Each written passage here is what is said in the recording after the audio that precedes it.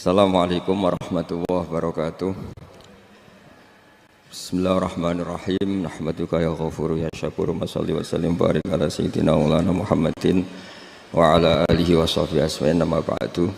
Sampean sing melarat ya cita-cita wae duwe dhuwit sing dadekno gampang salat. Lah nek sampean wis betah melarat, tapi kula melarat lah salat teng mriki lancar ya alhamdulillah. Jadi kan gak masalah, kan gak ada akibat apa-apa. Tapi kayak aja mikir ngono, gara-gara melarat tembus tuk turunan iso wae anak sing buruh. Sampeyan ngalami hal yang tidak kamu alami. Lho kan mungkin saja saking kowe melarat terus anak sampeyan buruh di Jakarta sing roh sapa?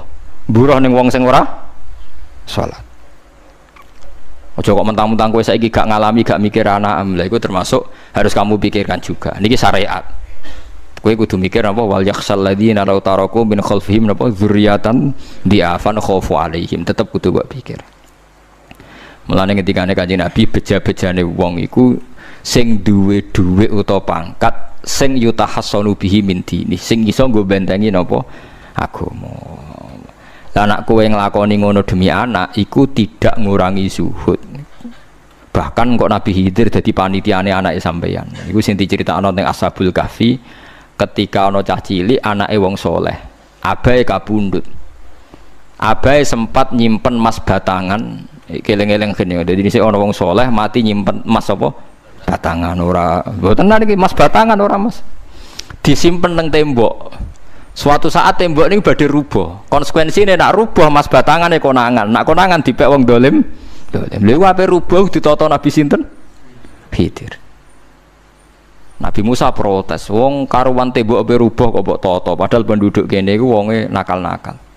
Terus jawab Nabi Khidir seperti wa amal jidaru fakana lihulamaini napa yatimaini fil madinati wa kana tahtahu kanzul lahuma wa kana abuhuma sholihah. Dadi fatwa-fatwa zuhud sing berlebihan wong ra oleh nabung ngomong kosong, tak jamin. Itu ditentang oleh ulama-ulama syariat. Karena di cerita Ashabul Kahfi ini jelas kan, wong soleh nyimpen emas batangan ning tembok demi anake, keberlangsungan kesalehan apa? Anake. Ternyata dipanitiani Nabi Khidir. Supaya emas iki gak jatuh ke tangan-tangan orang zalim. Toh orang ini ketika nyimpen tetap disifati Allah wa kana abuhuma sholihah. Iku nak nunjukno nak wong soleh nabung iku gak ngurangi kesalehan. Tapi rasa mbok mafhum mukhalafah nek ora nabung ora saleh. Innalillahi wa inna ilaihi raji'un. Ora usah ngono, ora usah mbok jerok-jerok. Pokoke intine iku ana ayat wong saleh nabung iku gak ngurangi kesalehan. Wa kana abuhuma sholihah. Saiki wong do ora ngalim, sing fatwa zuhud berlebihan nganti wong sawangane duwe dhuwit dosa. Padahal mau dukung awake dhewe, paham nggih? Sing fatwa iku dukung napa? Awake dhewe. Keliru, pokoknya barang berlebihan keliru. Lah sing seneng dunya berlebihan, nganti miliaran kun, gak jelas hitungannya. Ya nak cara kula sak sedengan, misalnya sak rugen mati ya warisan piro kan? 50 juta. Piro? Mesin bubut.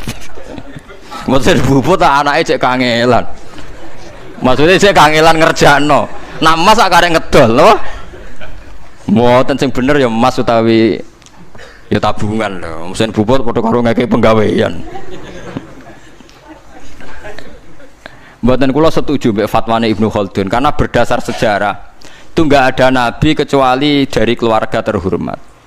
Nah terhormat itu tadi terus kata Imam Ghazali sebetulnya ndak harus terhormat kamu jadi presiden atau bupati. Ada adnal mal, ini rungokno tenan. Ada adnal mal atau adnal jah yang yutahassanu bihi min dini supaya bisa menjaga agama.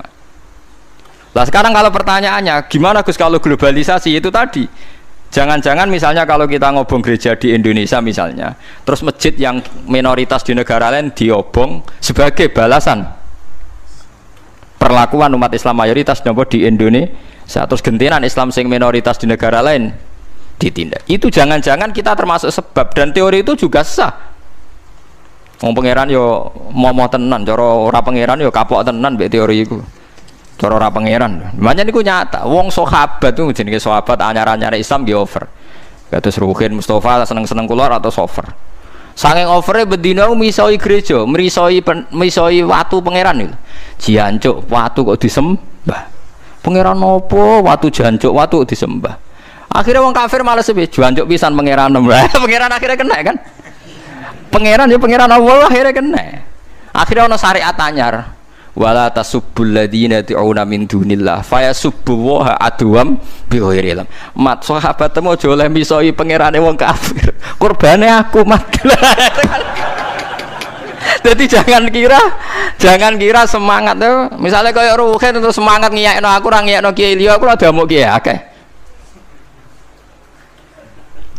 Dadi kabeh melane Nabi nate dawuh la yasubbur rajulu abahu. Wong jogeman misoi bapake. Sampai Nabi dibantah ya Rasulullah wa hal yasubur rajulu abahu. Mosok tiyang misoi bapake piyambak. Terus Nabi jawab ya subu abar rajuli fa yasubur rajulu abahu. Ya misoi bapake wong, akhire bapake dekne dipisoi. Ya mau misoi pangerane wong, akhire pangeranem dipisoi. Lah pangeranem ku sapa ora Allah kan? Nah, sistem global itu ya teori itu ya mungkin. Jadi kalau Anda berbuat baik sama agama lain, mungkin agama lain berbuat baik sama kita. Di negara yang saudara kita minoritas, kayak di Bosnia, di Rohingya, di Phuket, di macam-macam, di Mindanao, mungkin bahkan di Amerika. Wong kendel ning Pulau Jawa perlu ditakoki, kowe kendel mergo mayoritas apa mergo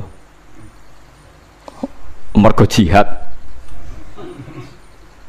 Sampeyan tak ceritani ini kisah nyata kula ndek kanca khusuk era karuan. Nek nang ora salat giyeding era karuan.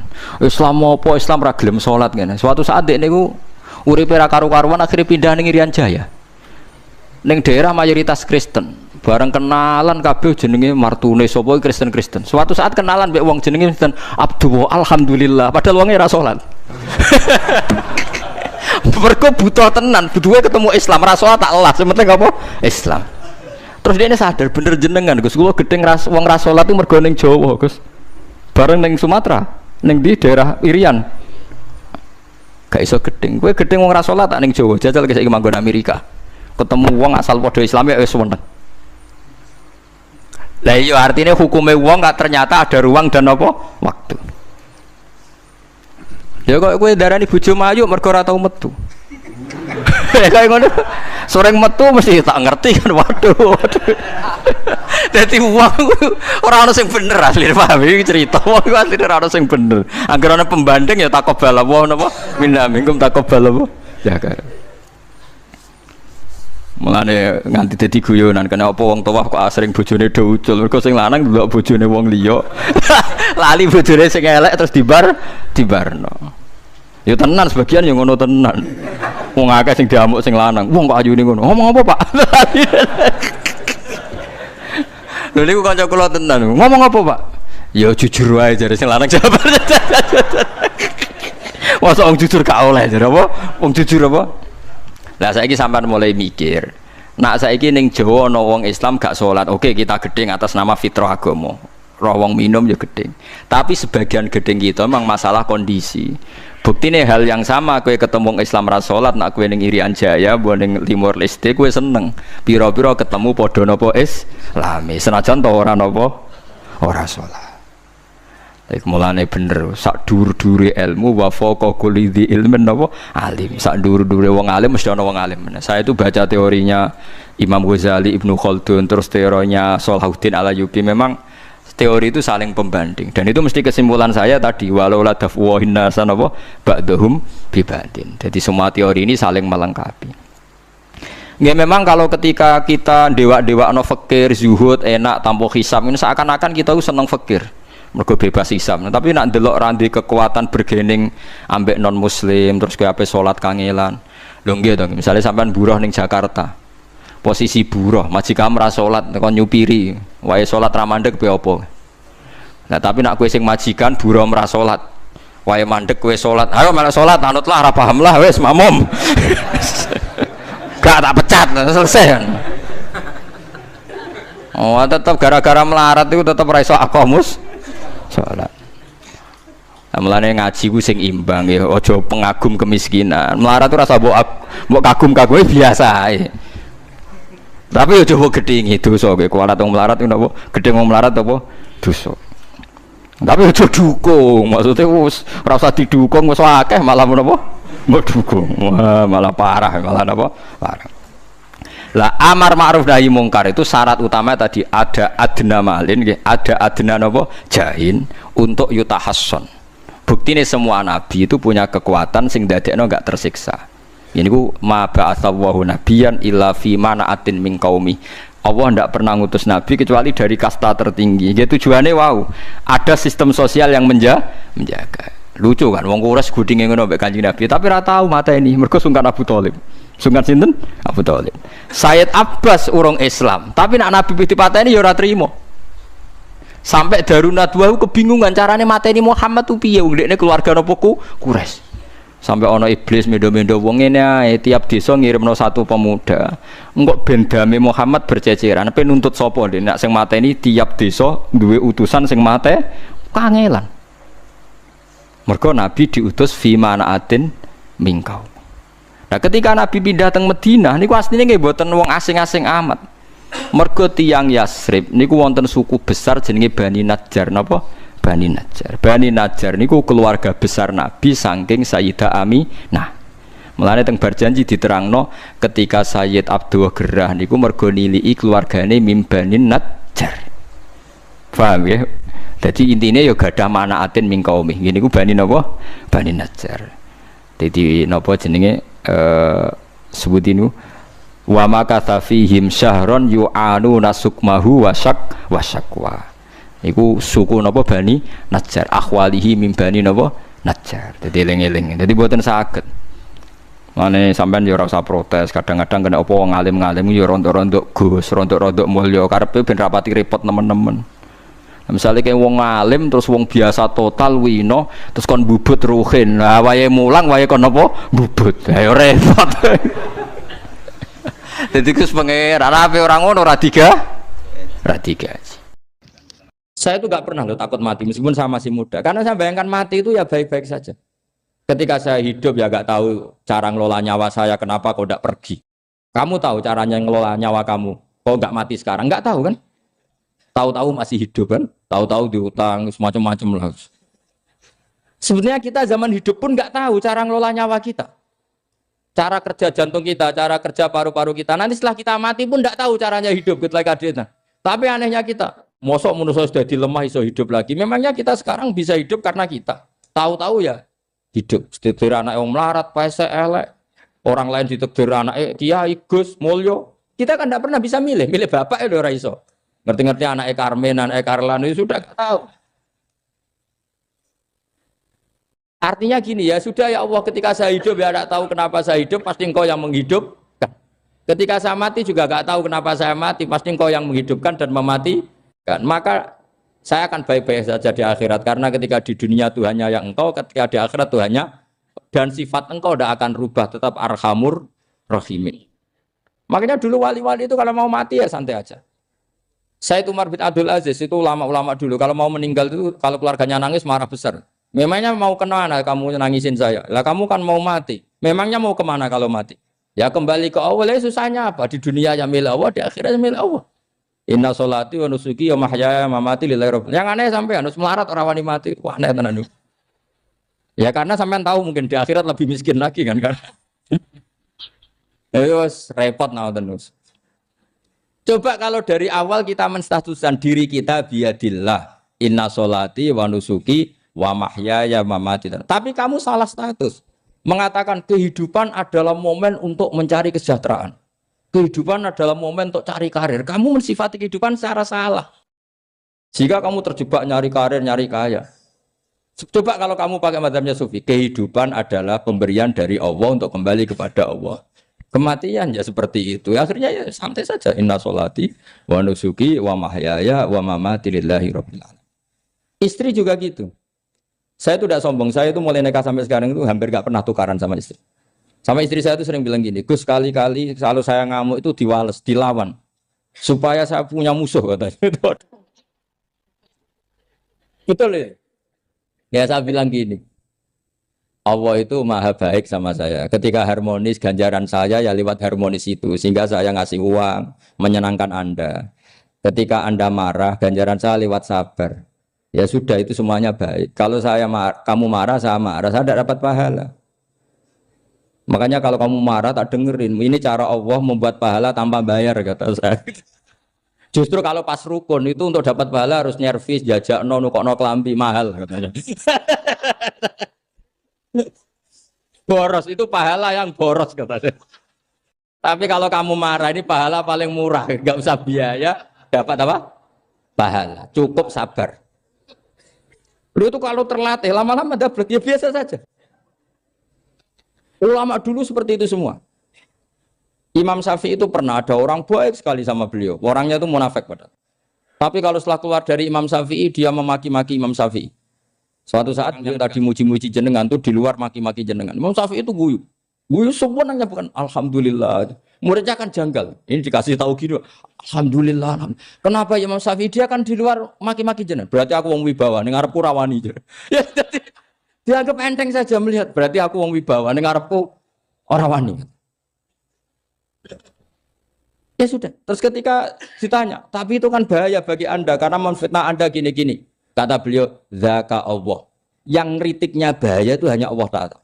Yang lainnya enggak bahaya. Karena ini makhluk dhaif, enggak penting. Loh kamu sampai tersisa dikritik orang karena kamu nganggap makhluk itu penting. Ini gobloknya sampean. Goblok segoblok-gobloknya. Coba kalau kamu mensatukan makhluk tetap makhluk, kritiknya enggak penting. Selesai kan? Selesai enggak? Ini problem Anda ada wali itu, kalau dikritik ya susah. Makanya ada wali itu problem menurut saya. Makanya saya enggak ingin enggak jadi wali itu kan. Karena hanya wali yang hidupnya itu la khaufun alaihim walahum. Ya. Orang dulu tuh semudah itu hidup. Gampang sekali. Dulu ceritanya di antara ceritanya manakibnya Sayyid Ja'far Shadiq itu, kalau ada orang memaki-maki dia itu dikirimi hadiah. Kenapa ya? Karena kebaikan kamu telah kamu berikan kepada saya, ini hadiahnya. Sampai malu yang kritik itu. Kan kalau orang rasani itu kan kebaikannya dikasihkan sama yang dirasani.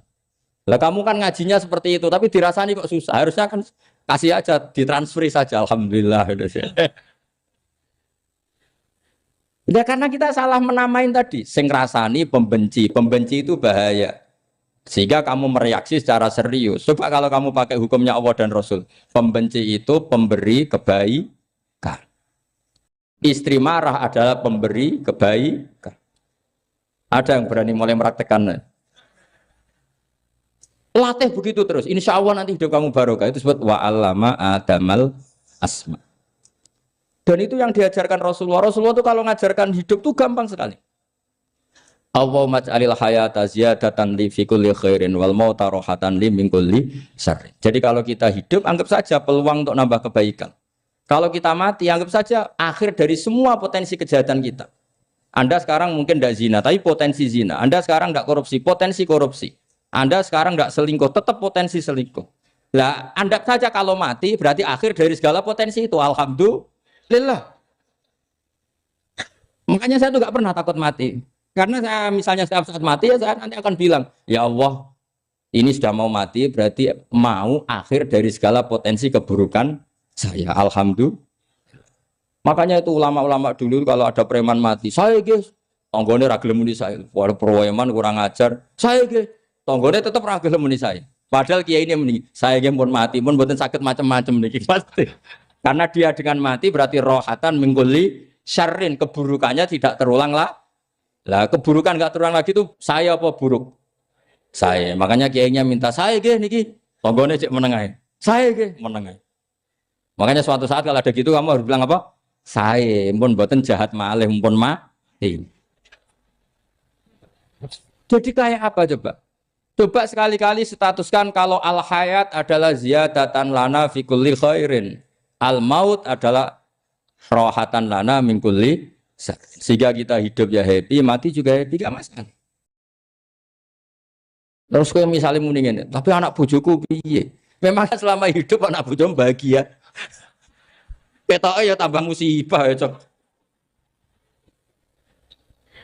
Malah sombong lagi kamu, seakan-akan kamu Tuhan yang bisa mensejahterakan manusia. Wong isih urip kok bojomu wis ndonga muga-muga nang mati malah. Enggak jelas termasuk dosane jenengan sedanten senengane cerita Nabi Adam. Nabi Adam mbok critakno dosane, mulane do kualat. Wong nyeritakno bapake kok nyeritakno napa? Dosane. Mulane kata kiai kualat, wong bapake kok diler-ler napa? Dosane. Mulane nak cerita Nabi Adam niki kedah sempurna. Terus niki kula cicil juz tunggal napa wa 'allama Adamal napa? Asma. Pertama kali hubungannya Nabi Adam kalian Allah Subhanahu wa taala ini hubungan mengajarkan nama sesuatu. Jadi sampean jangan pakai teori modern bahwa apa artinya sebuah nama. Nama itu penting sekali. Sekali penamaan itu salah, berarti Anda menstatuskan secara nama salah dan itu berakibat fatal. Jadi semua kesalahan manusia mulai periode syirik mensekutukan Allah itu karena kesalahan menyebut apa? Nama. Ini penting kalau aturan. Jadi misalnya orang Arab itu ada batu tertentu yang dipahat disebut manat. Manat itu dari kosakata manan, pemberi.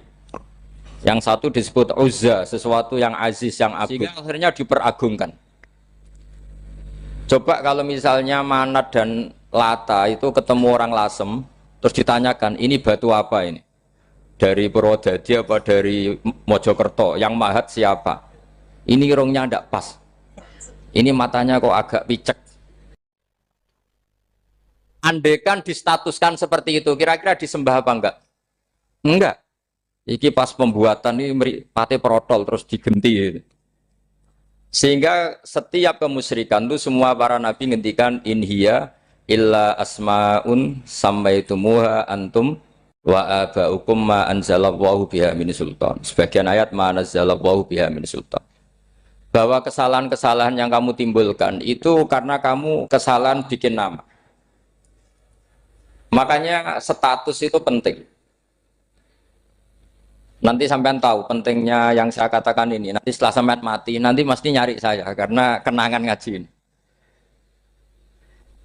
Ini Mas Atabik itu mas saya, beliau seorang dokter, tapi saya tidak akan bilang dia dokter karena nanti anak cucunya inginnya jadi dosen. Tapi kalau saya menstatuskan dia turunan Mbah Sambu, babai wong alim. Wah anak putune arah alim isin. Tapi nak di status no pegawai negeri dosen, wah anak putune golek duit ya pikirannya kan. Karena status itu mengilhami apa? Status itu karena itu yang dikenalkan. Makanya ini penting. Fir'aun ketika dianggap sebagai Tuhan itu karena dia berhasil menamakan dirinya orang yang nggak pernah sakit dan dia penguasa. Penguasa itu artinya apa? Dia memimpin sekian orang. Akhirnya dianggap Tuhan.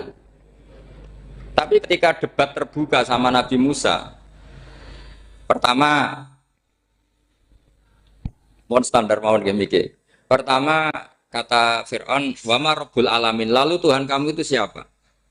Kata Musa, yang menuhani langit dan bumi. Fir'aun masih bisa berargumentasi. Setahu saya di bumi Tuhan hanya saya. Soal kemungkinan Tuhan Anda di langit, terus Fir'aun nyuruh Haman, ya Haman ibnili sorhal ali abluhul asbab as-samawati fa'attali'a ila ilahi Musa. Tapi kalau itu dibuktikan, nanti Musa pasti kalah. Karena kalau Fir'aun naik ke langit, pasti nggak melihat Tuhan. Wong yang Nabi saja nggak melihat, apalagi Fir'aun. Pasti dia bilang nggak ada. Tapi apa yang bisa mengalahkan Fir'aun adalah argumentasi status. Kata Musa, Rabbukum wa Rabbu abaikumul awalin. Yang nuhani nenek moyang kamu. Artinya kalau Fir'aun Tuhan, itu berarti Tuhan balita. Karena mbah-mbahnya dulu tanpa Tuhan. Karena Tuhannya lahir terlambat. Akhirnya Fir'aun, saat itu juga para pengikut Fir'aun langsung menjadi mukmin meskipun menyembunyikan imannya. Karena kalau Fir'aun Tuhan, berarti mbah-mbahnya tidak punya Tuhan. Karena Tuhannya baru dilahirkan kemudian. Artinya gini, andaikan Fir'aun distatuskan al-maulud, orang yang dilahirkan, maka tidak akan ada orang yang menuhankan Fir'aun. Atau Fir'aun dibahasakan wujida ba'da alam yakun. Dia ada setelah dulu-dulunya tidak ada. Apapun hebatnya Donald Trump, apapun hebatnya Cleopatra, apa Fir'aun, semuanya itu wujidu ba'da alam yakun. Mereka ada dari tidak ada. Yang seperti ini pasti tidak Tuhan. Makanya Allah mengenalkan manusia itu sederhana supaya tidak pernah jadi Tuhan. Hal ata alal insani khinum minad dahri lam yakun syai'am mazkura. Manusia itu siapa? Ya manusia itu makhluk yang ada dari tidak ada. Dengan status itu nggak mungkin kamu Tuhan kan. Ini penting saya utarakan. Jadi buah gerakan Allah itu pasti dimulai salah penamaan. Makanya saya kemarin ketika Mbah Mun intakola ila rofiqil ala ketika beliau wafat, saya bilang ke anak-anak Anwar, statuskan Mbah Mun sebagai orang alim alama al-faqih, muridnya Sayyid Alawi, muridnya Mbah Zubair. Sekali Anda menstatuskan beliau orang besar, tepaan santri sing mau luhur kepengin ditiru besar itu. Nah, niru besar itu terus ono santri mau ita itu tok ngerasa gede repot. Sama, makanya saya nggak pernah. Sebenarnya saya tahu, Mas Atabik ini mas saya itu dosen saya tahu, tapi saya tidak pernah ngomong dosen. Oh, anak-anak era menjadi wong alim, menjadi dosen malah langsung menjadi wong alim, malah celokom. Jadi karena salah status itu nanti panjang, akibatnya itu panjang.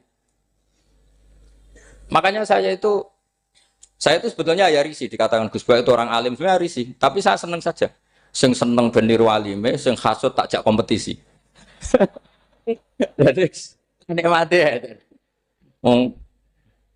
Jadi sing seneng benir walime, sing seneng itu hasut takjak kompetisi, takjak maca tafsir, naram riang ya. Ungkono paling maca primbon mek terjemah. Ya. Ini penting, jadi itu yang disebut wa'allama adamal. Makanya Allah itu mengkritik semua kesalahan manusia dimulai dari salah penamaan. Makanya saya kemarin Pak Pilpres sering bilang, kalau presidennya ini maslahat, kalau enggak ini enggak maslahat. Mana ada kemaslahatan ditentukan hanya oleh seorang presiden. Itu tauhid kita di mana? Memang kita secara syariat harus milih sesuai ijtihad kita. Tapi tidak usah dong menggantungkan kesejahteraan sama seorang makhluk, itu tidak boleh. Secara tauhid enggak boleh. Makanya ini penting sekali. Jadi nggak boleh orang salah nama. Kita tetap memilih presiden, milih kiai, milih siapa saja. Tapi tidak boleh menstatuskan manusia sama dengan status Tuhan. Itu bahaya sekali dalam ilmu tauhid. Saya teruskan ya. Nah ini sekaligus latihan tauhid sama latihan tafsir ya. Sampun nggih. Kula terusno malih. Pun santai mawon. Kula ki ikhlas ora ngarah gelo santai mawon. Wong umpama ora sida ngaji ora gelo apa meneh trimo mik rusak.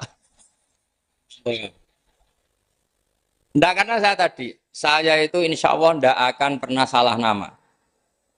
Saya punya cerita ya, tentang nama itu.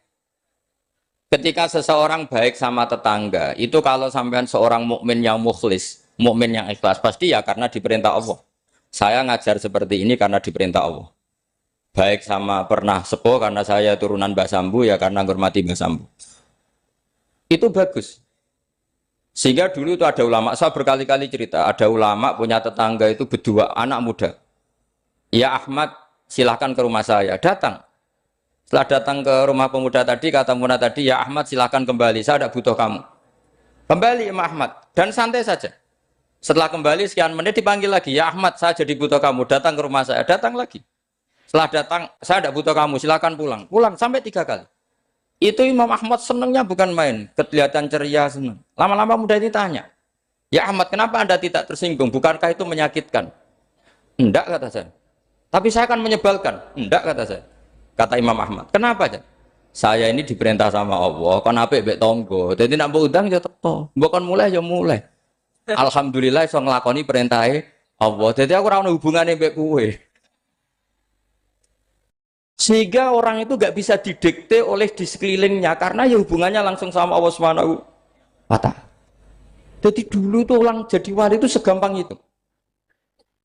Kalau kamu kan enggak, hukum tentang tetangga itu kamu kayak orang kapitalis, kayak orang komunis, pakai teori sosial. Nak diapik yo apik, dielek yo elek. Itu kan pikiran PKI. Artinya satu perilaku sosial didikte oleh makhluk itu perilaku orang mukmin atau orang ke PKI.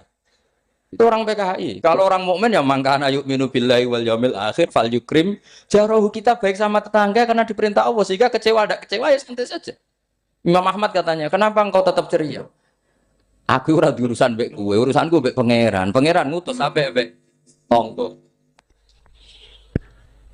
Saya ulang lagi ya, terus tentang napa wa 'allama adamal asma. Jadi andaikan seorang manusia melakukan kebaikan karena dia makmur, amarahu wa.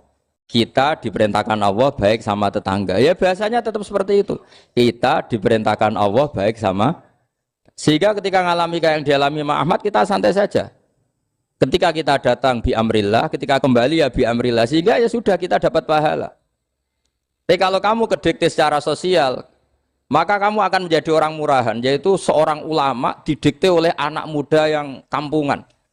Justru kita kalah kan, kita kampungan sekali karena kita ulama senengnya kalau disenengkan orang, mangkelnya kalau dimangkelkan orang. Artinya apa? Kamu didikte makhluk. Itu kerennya di mana coba? Kerennya di mana? Enggak ada sama sekali. Apalagi yang dikte trimo canom sing goblok sing desa. Kamu seorang ulama besar. Tapi kalau kamu hubungannya dengan Allah, dia muji kamu, alhamdulillah dipuji. Dia memaki kamu, alhamdulillah dapat pahala lewat jalur sabar. Kan santai saja. Sehingga saya berkali-kali bilang, setan itu untungnya tidak pernah ngaji saya. Kalau ngaji dia pasti ngerusak metode, merubah metode. Tapi saya tadi berdoa supaya ngaji ini nggak didengar setan. Setan itu ya goblok betul. Setan itu kan suka ya kalau anaknya kiai, cucu kiai dibikin konflik. Dia ngiranya dengan konflik pondok itu tidak solid. Ternyata enggak. Misalnya Mas Atabe konflik sama keluarga, Bani Lasem, terus ada yang minggat ke Papua kemana-mana. Namanya turunan kiai di mana-mana terbikin pondok, bikin masjid. Yang dulu masjid hanya ada di Lasem, barokahnya tukaran ada di mana-mana. Lah itu namanya setan itu salah perhitungan apa? Makanya gobloknya dia itu udah ngaji saya. Kalau ngaji tak kasih tahu itu bahaya itu. Bikin konflik itu bahaya. Iya betul. Islam ada di Indonesia itu ya barokahnya konfliknya sahabat. Sayyidina Ali dan Sayyidina Muawiyah itu konflik. Banyak sahabat netral yang ingin menghindari itu mau ke Cina. Di Selat Malaka sebagian terdampar, terus ada yang ke Aceh, ada yang ke Sumatera, namanya Sayyidina Ali. Makanya awal Islam di Indonesia dimulai Syekh Yusuf Baros itu. Kalau Timur Tengah nggak ada tukaran tuh nggak ada Islam menyebar kemana-mana. Nah setan ngiranya kalau sahabat tukaran itu nanti kacau. Ternyata enggak, malah Islam menyebar kemana-mana. Barokahnya tukaran. Dulu Solo karena konflik ya banyak ulama yang ke Lasem kemana-mana. Gara-gara Solo nggak kondusif. Akhirnya kayaknya keduman basambu, keduman macam-macam. Sedungak nomawon kiai tukaran terus betul apa-apa. Yang penting ora bacok-bacokan, rasan-santetan wis. Pokoknya rasan-rasanan, ringan, ya sudah itu bagus. Memang Allah bikin seperti itu. Tidak apa-apa. Kata Allah, wala yazaluna mukhtalifina illa man rahima rabbuk. Kata Allah, walidzalika khalaqahum. Ikhtilaf itu barokahnya Masya Allah. Kalau saya setuju pendapatnya Mas Atabik, saya jadi dosen. Nanti yang ngaji tafsir siapa? Tapi kalau dia setuju saya, dia jadi ahli tafsir, yang jadi PNS siapa? Ya sudah, barokahnya khilaf. Dia jadi PNS, dia dapat gaji. Tapi gaji itu bisa dihitung. Kalau naik harus tambah prestasi. Kalau saya kiai min haitsu la yahtasib, pasti cepat kaya saya. Karena rezekinya kiai itu tanpa batas. Makanya haji saya itu plus. Saya itu tidak kaya, tapi haji saya haji plus. Masa tapi paling reguler. Karena rezekinya kiai itu min haitsu la yahtasib. Makanya saya pernah disoal sama teman-teman dosen di UI. Bapak kok berani pulang ke Rembang? Kiai itu kan rezekinya agak jelas. Kata saya justru gak jelas itu bagus. Kalau sampean kan konsisten segitu nilainya, kalau saya enggak. Kata saya. Jadi tak nikmati saja. Karena saya hamba Allah, bukan hamba negara. Kalau hamba Allah ya gaji Allah. Kalau hamba negara ya negara itu, negara sama Allah kayak mana? Allah ya sudah pinter berarti sudah. Jadi jangan pernah kita ini salah nama. Kalau salah nama itu bisa panjang. Makanya ada wali itu kalau dongo itu rontok kriminal, tapi malah pangeran seneng. Sampai dalam riwayat itu innahu yudkhikuni al-yauma salasa marat. Wali itu bisa menertawakan saya 3 kali. Itu kata Allah. Itu kalau dongo itu agak kriminal, tapi mesti mustajab. Tapi kalau kamu niru sudah ada mustajab, karena ini KW, copy paste. Itu kalau dia datang ke Raudhah itu bilang gini wali tadi, ya Allah, saya ingin jadi orang baik. Jika engkau turuti doa saya, maka surra habibuk. Kekasihmu ini menjadi senang. Tapi jika saya jadi orang jelek, surra aduwuk yang senang itu iblis. Sekarang milih mana jenengan? Menyenangkan kekasih kamu apa menyenangkan musuh kamu? Itu semua riwayat. Terus kata Allah bilang ke Nabi Muhammad, karena wali kan ada alam roh. Wis kandhani wis mustajab, coba leni itu kayak gue. Segampang itu wali punya hubungan. Saya ulang lagi ya, tapi jangan ditiru. Karena kamu tidak wali, nanti setelah wali niru gak apa-apa. Ya Allah, saya ini ingin jadi orang baik. Kalau saya jadi orang baik, maka surra habibuk, kekasihmu menjadi senang. Kalau saya jadi orang buruk, surra aduwuk, musuh kamu menjadi senang. Tinggal engkau lah sekarang sebagai Tuhan, senang menyenangkan kekasih kamu, menyenangkan musuh kamu. Ya tentu Allah pilihannya kan senang menyenangkan kekasihnya. Terus kata Allah, sudah sampai situ aja doanya, jangan panjang-panjang, baca-baca malah repot. Semudah itu mereka hubungan dengan Allah SWT karena mereka tidak pernah salah nama.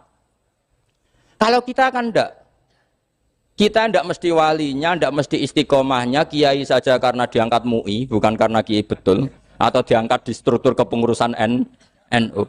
Terus doa pakai namanya sendiri, ya Allah saya ini ngitmai agama sudah lama, mbok ya Allah saya ini jadi gini-gini.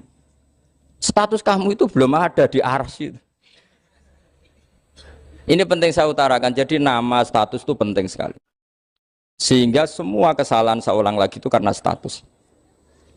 Ini penting saya utarakan karena sekarang itu banyak nama itu disepelekan. Saya itu sering sinau kamus, jadi saya termasuk menekuni tafsir itu diantaranya menekuni kamus. Saya punya kamus banyak, mulai yang dikarang orang setengah kafir, munjid itu kan, kafir tapi setengah. Karena timnya banyak yang muslim juga. Ada yang Verus Abadi, macam-macam. Yang saya kenang dari kamus, di antara kamus yang saya kenang tentu miliknya Said Zabidi, kamus Mukhid itu. Ada kamus milik saya namanya Mukhtarus Sikha. Itu dikarang oleh orang alim. Itu bilang begini, sama tak bedai sekarang. Lafat ilah itu maknanya apa? Tuhan kan? Tasniahnya apa? Dia bilang isim ini tidak punya tasniah. Dia bilang ilah. Normalnya tasniahnya ilahani. Jam'anya taksir alihah.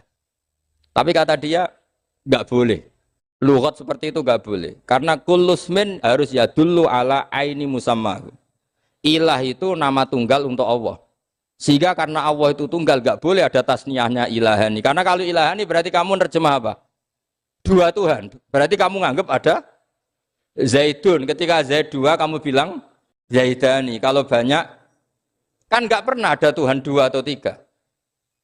Makanya kata pengarangnya itu Abu Bakar Ar-Razi itu kata beliau, wahadal ismu la musanna lahu wala jam'ah wa innama jama'uhu wa sannauhu katanya. Isim ini tidak punya tasnya, tidak punya jamak. Tapi kalau orang-orang katanya, orang-orang itu bilang ini ada jamaknya, ada tasniahnya. Ini penting sekali. Karena kesalahan itu enggak ada. Cara teori Quran itu kesalahan itu enggak ada. Yang ada adalah orang salah. Beda loh ya. Tak wari dadi wong pinter. Makanya ini sampai subuh. Tak wari dadi wong pinter. Saya ulang lagi ya. Kesalahan itu enggak ada. Yang ada itu orang salah. Pernah ada enggak 1 tambah 1 15? Enggak ada kan? Tapi kalau orang salah bilang 15, ada. Pernah enggak putih ini hakikatnya hitam? Enggak pernah kan? Tapi kalau orang salah, misalnya Rabun bilang ini hitam, ada. Sehingga ini penting, ini dalam teori ilmu mantek. Setiap Allah menyalahkan mereka, itu kata Allah, yaquluna bi afwahihim. Mereka itu melafatkan dengan mulut mereka. Bahwa Tuhan itu 3 misalnya. Bahwa Lata Hubal itu Tuhan. Itu kalimat yang keluar dari mulut mereka, tapi tidak menunjuk hakikat. Makanya kata Allah, kaburas kalimatan takhruju min afwahihim. Sungguh kalimat itu kalimat kriminal betul, yang keluar dari lisan mereka. Karena apa? Normalnya kalimat itu tadullu ala musammahu atau musammaha. Yang namanya kalimat misalnya putih yang menunjuk putih, hitam menunjuk hitam. Nah kalau Tuhan kok ditunjukkan ke batu, itu kan kacau. Tuhan kamu siapa? Hubal, itu batu apa Tuhan? Batu. Tuhan kamu siapa? Yesus. Yesus itu manusia apa Tuhan? Manusia. Makanya kata Allah, kaburos kalimatan takhruju min, mesti tulisannya iyaquluna illa kadiba. Ini penting saya utarakan. Jadi makanya kesalahan itu tidak ada, yang ada itu orang salah. Makanya kata Allah, ja'al haqqu wa zahaqal batil. Kalau ada hak pasti batil itu hilang. Tapi orang yang meyakini kebatilan banyak, tapi kebatilan itu tidak ada. Pernah ada enggak 1 tambah 1 15? Enggak pernah ada kan? Tapi kalau orang bilang itu ada. Ini penting saya utarakan. Makanya kamu jangan janggal. Kata Allah ja'al haqqu wa zaqal batil. Ternyata sekarang kebatilan ada di mana-mana. Barang batil itu enggak pernah ada. Yang ada pelakunya. Misalnya nyon sewu misalnya gini. Zina itu mengenakkan apa enggak? Kata orang yang ahli nafsu mengenakkan.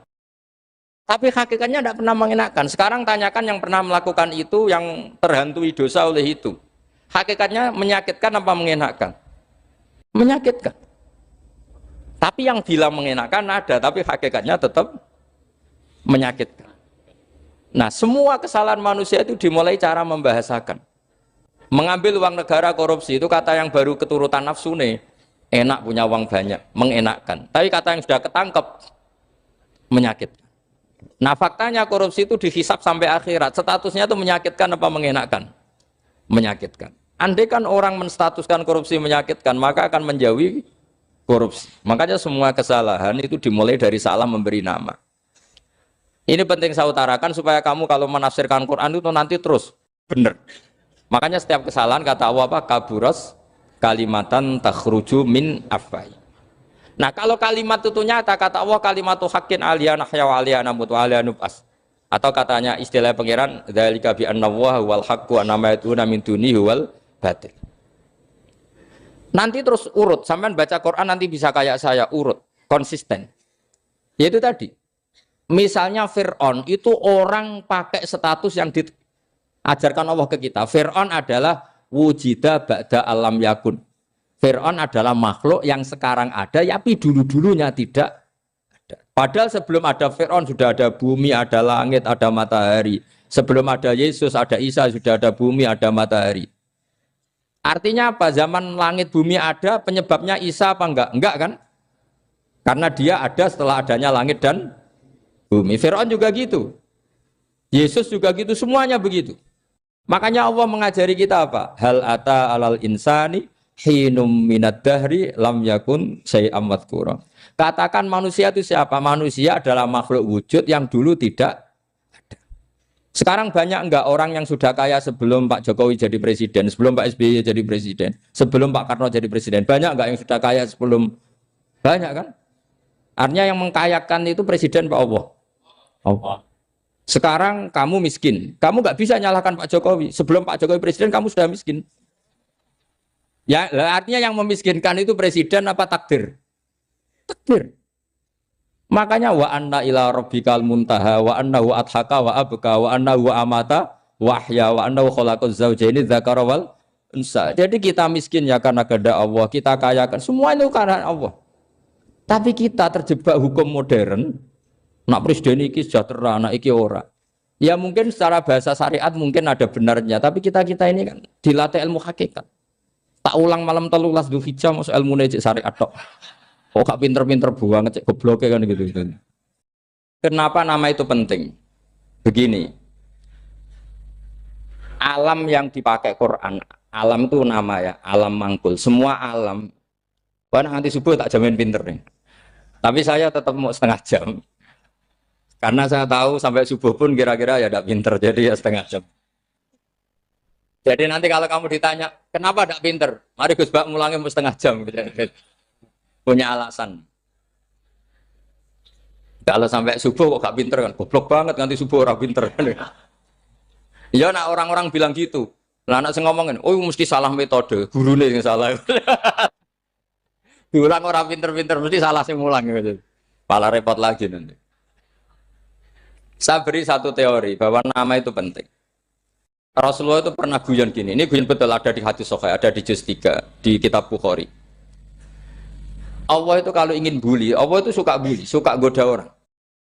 Kalau ingin bully orang kafir itu menamakan kekasihnya namanya Muhammad. Makanya Nabi pernah guyon. Ala ta'jabuna kaifa yasrifu wa an lisatma quraisin wa la'nahum. Kenapa Anda nggak pernah berpikir bahwa Allah begitu mencintai saya sampai bikin nama untuk saya itu nama yang membingungkan semua orang kafir?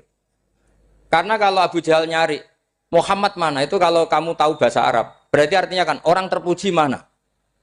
Padahal Abu Jahal itu menghindari kata orang terpuji. Jadi bingung dia. Muhammad kamu jancuk, coba kamu terjemah. Wahai orang terpuji kamu, itu kan kado semua.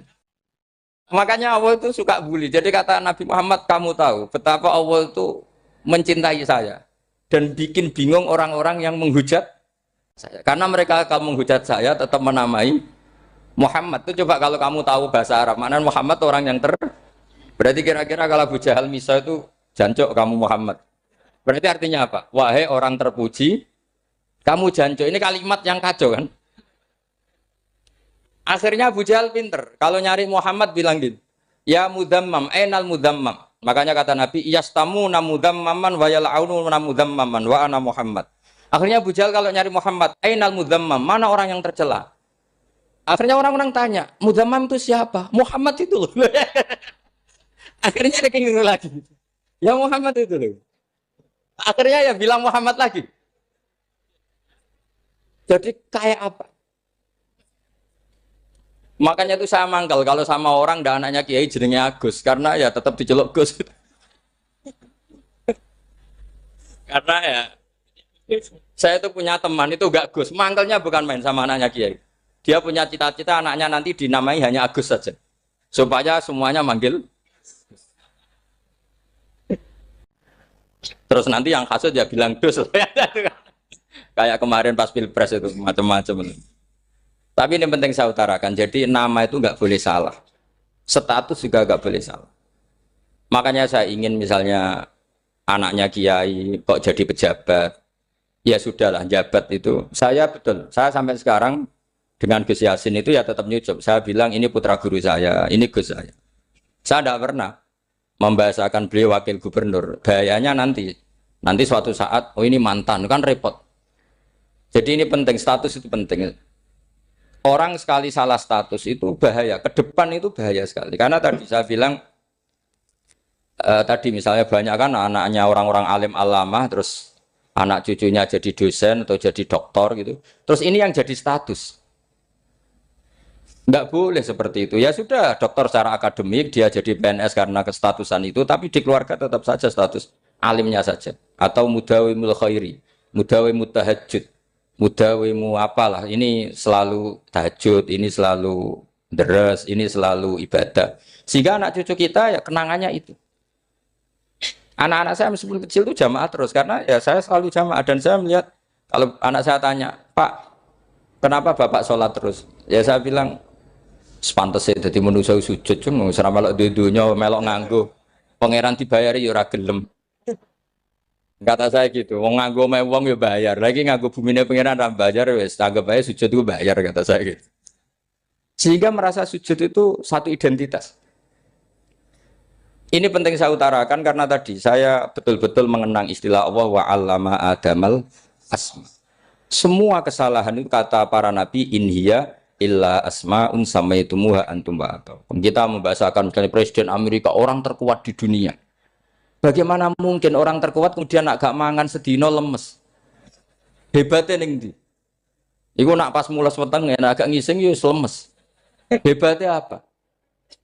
Makanya Allah ketika menerangkan Isa itu tidak Tuhan, itu Allah sederhana cara ngendikan. Karena yakulani to amal masih ibnu Maryam illa rasul. Qad khalas min qablihir rusul. Wa ummuhu siddiqah kana yakulani to'am. Artinya kalau Isa itu tidak mangan ya lemes. Nak keluarkan ya kudu ngising. Lah terus mbok sembah itu terus piye? Jadi gak kebayang seorang Tuhan kemudian kalau gak makan tuh lemes. Berarti statusnya Isa apa? Orang yang lemes kalau tidak makan. Terus kamu Tuhan kan? Aneh gak? Aneh. Jadi andekan manusia dengan status yang diterapkan Allah, yang distatuskan Allah itu pasti tidak ada yang salah. Karena yakulanit. Ini saya cicil juz 1 wa 'allama Adamal asma. Makanya kata Rasulullah Allah ta'jabuna kaifa yusrifu wa annisat ma quraisin wa dhamma. Ini penting, nama itu penting. Karena sekali nama ini salah, coba misalnya orang sepakat darani Fir'aun itu wujida ba'da alam yakun.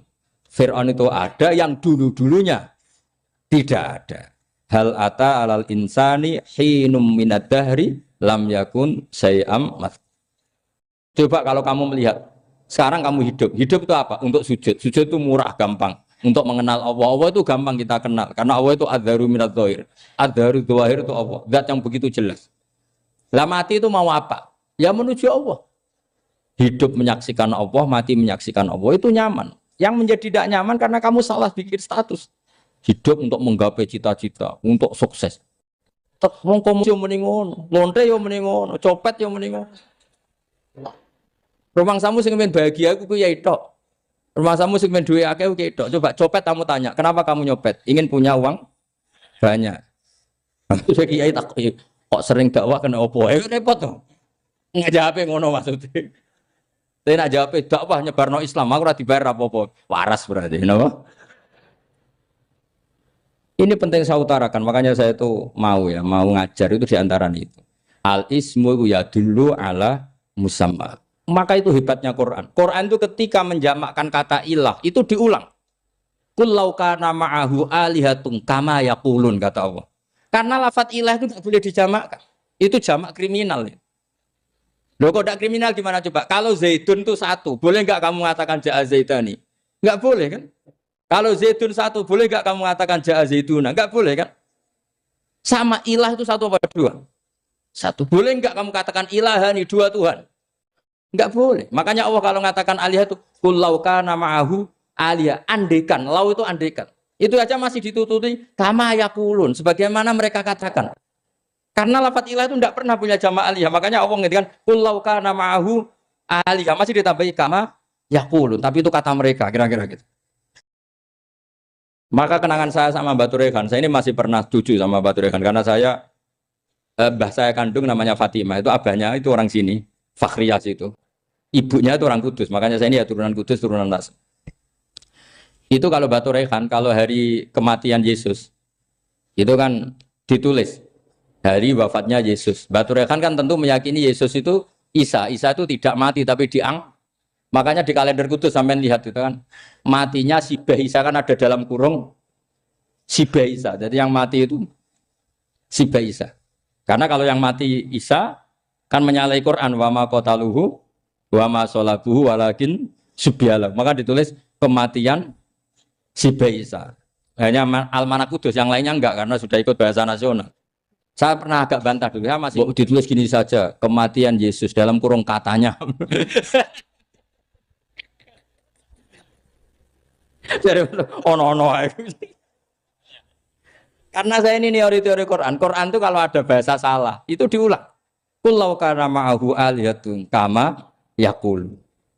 Karena enggak benar, jamak alihah itu enggak benar. Bagaimana mungkin sesuatu yang satu dijamakkan? Coba kamu bisa mengatakan Zaiduna karena Zaidnya banyak. Kamu punya tamu rojulun. Kalau orang banyak rijalun.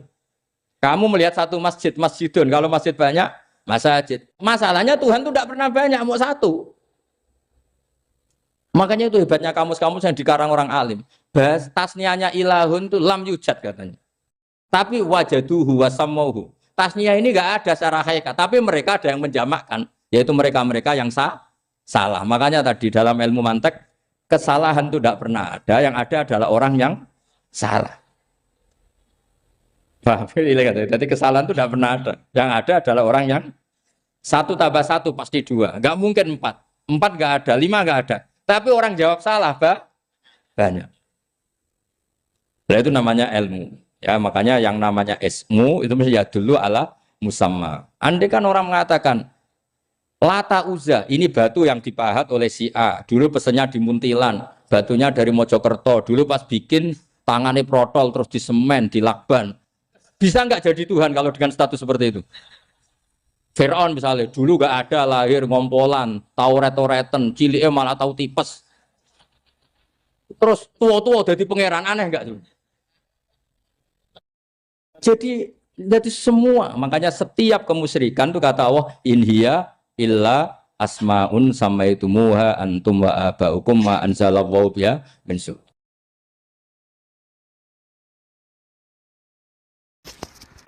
Kalau kenangan cerita dari Mbah Mun yang paling saya kenang itu gini, dulu ono santri nakal. Ya jadi ora dulu tok saiki luwih akeh, tapi sawangane cerita kan kudu dulu karena sejarah itu syaratnya harus diomongkan dulu.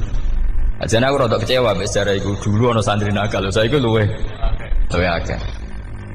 Niku kepengen nginceng ninge, mergo ning wayu. Niku dhisik jarang ning sepeda motor ngalor ngidul ning Pasar Bangilan jarang. Dadi nek kepengen roh iku kudu dadi bakul banyu. Dados bakul banyu karena satu-satunya cara roh wong ayu kudu dadi bakul banyu nyamar. Bakul banyu ngisine ning jero jeding. Ya kadang ya roh ninge rajil bapan macam-macam. Kiai ini wali tenan, bukan wali debutan, bukan wali senior, namun wali betul. Nah, sama saya jadi wali kan serono kuota wali, segelem ragelem jumlahnya supaya tetap ada terus diangkat nonton mawon wali. Ini bertahun-tahun. Kiai ini ngerti, seneng, mergo digratisi, juga ergo murah. Kiai ini ngerti, nak iku niate elek. Suatu saat gak ada perkembangan, santri ini mulai gremeng karena gak direspon. Diceluk ke kiai ini. Dia pentok anakku, nggih Yai. Kowe salat ning Masjid Haram saf awal 40 dina jamaah mbok saf awal. Nggih Yai. Kok bar tak rabekno anakku. Nggih. Suweneng salat. Hari pertama ya demi dapat istri, hari kedua terus. Sesuai ku ku nyaman. Betapa nikmatnya sujud, nikmati rukuk terus nyaman. Saking nyamane iku berkebutuhan salat di saf awal. Bukan karena cewek tadi. Barang hari ke-40 diparani mbek kiai ini. Aja mulai tak rabekno. Lho. Mboten saged, Mbah. Jare nek wis salat 40 dina tak rabek. Oh, mboten salat diterima untuk cawe tok. Mboten. Mboten. Ngenyak uang salat diterima dijoli. Jadi orang enggak bener itu kadang ya jadi bener. Jadi wali kadang daftarnya lewat bakul banyu. Terus kadang rodok delok wedok sithik-sithik, tapi nek pangeran ngangkat kira kurang coro. Dadi wali can iki. Akhirnya kiai ini sing nangis. Cung gelem lek cok aku pede mantu wong. Iki gak gelem-gelem tenan. Ngenyak wong salat diterima dijoli. Gitu. Wah, itu luar biasa. Terus malah ini ngaji ya. Terus ngaji talqinul fikri bahwa pada akhirnya sing paling dhuwur teng hadhihi dar la ilaha illallah. Nah, saya punya trik, punya cara untuk sampean supaya la ilaha illallahnya itu sah dan meyakinkan. Cara hakim itu sah dan kitab yang sering dibaca Mbah Mun diantaranya untuk kalimat itu kitab Zadul Ma'ad. Iku nak nerangno la ilaha illallah niku luar biasa. Itu kitab kesayangannya Sayyid Abdul Al-Haddad. Beliau ngendikan diantara kitab kesukaan beliau selain Ihya itu kitab Zadul Ma'ad. Itu beliau kalau ngendikan bihadihi ya, maksudnya bihadil kalimah ussisatis samawati wal ardu. Jadi langit bumi dibikin. Jadi beliau mulai berpikir pertama gini, surga dibikin dengan segala kemewahannya. Itu bagi yang tasdik liman saddaqa bila ilaha illallah wa liman amana bila ilaha illallah. Neraka yang dibikin sebegitu ekstrim sampai anak wong dicemplungno ngenteni 70 tahun lagi ceblok. Wah, itu ora kebayang carane gawe. Entakno bego kan itu. Jadi barang nak diceblokno ning neraka iku cebloke tok ngisor ngenteni pinten? 70 tahun. Makanya kemungkinan keluar dari neraka itu kecil. Agak untuk syafaat itu kecil. Wong wis ora iso kebayang kan? Itu pun diciptakan untuk yang menolak dalil.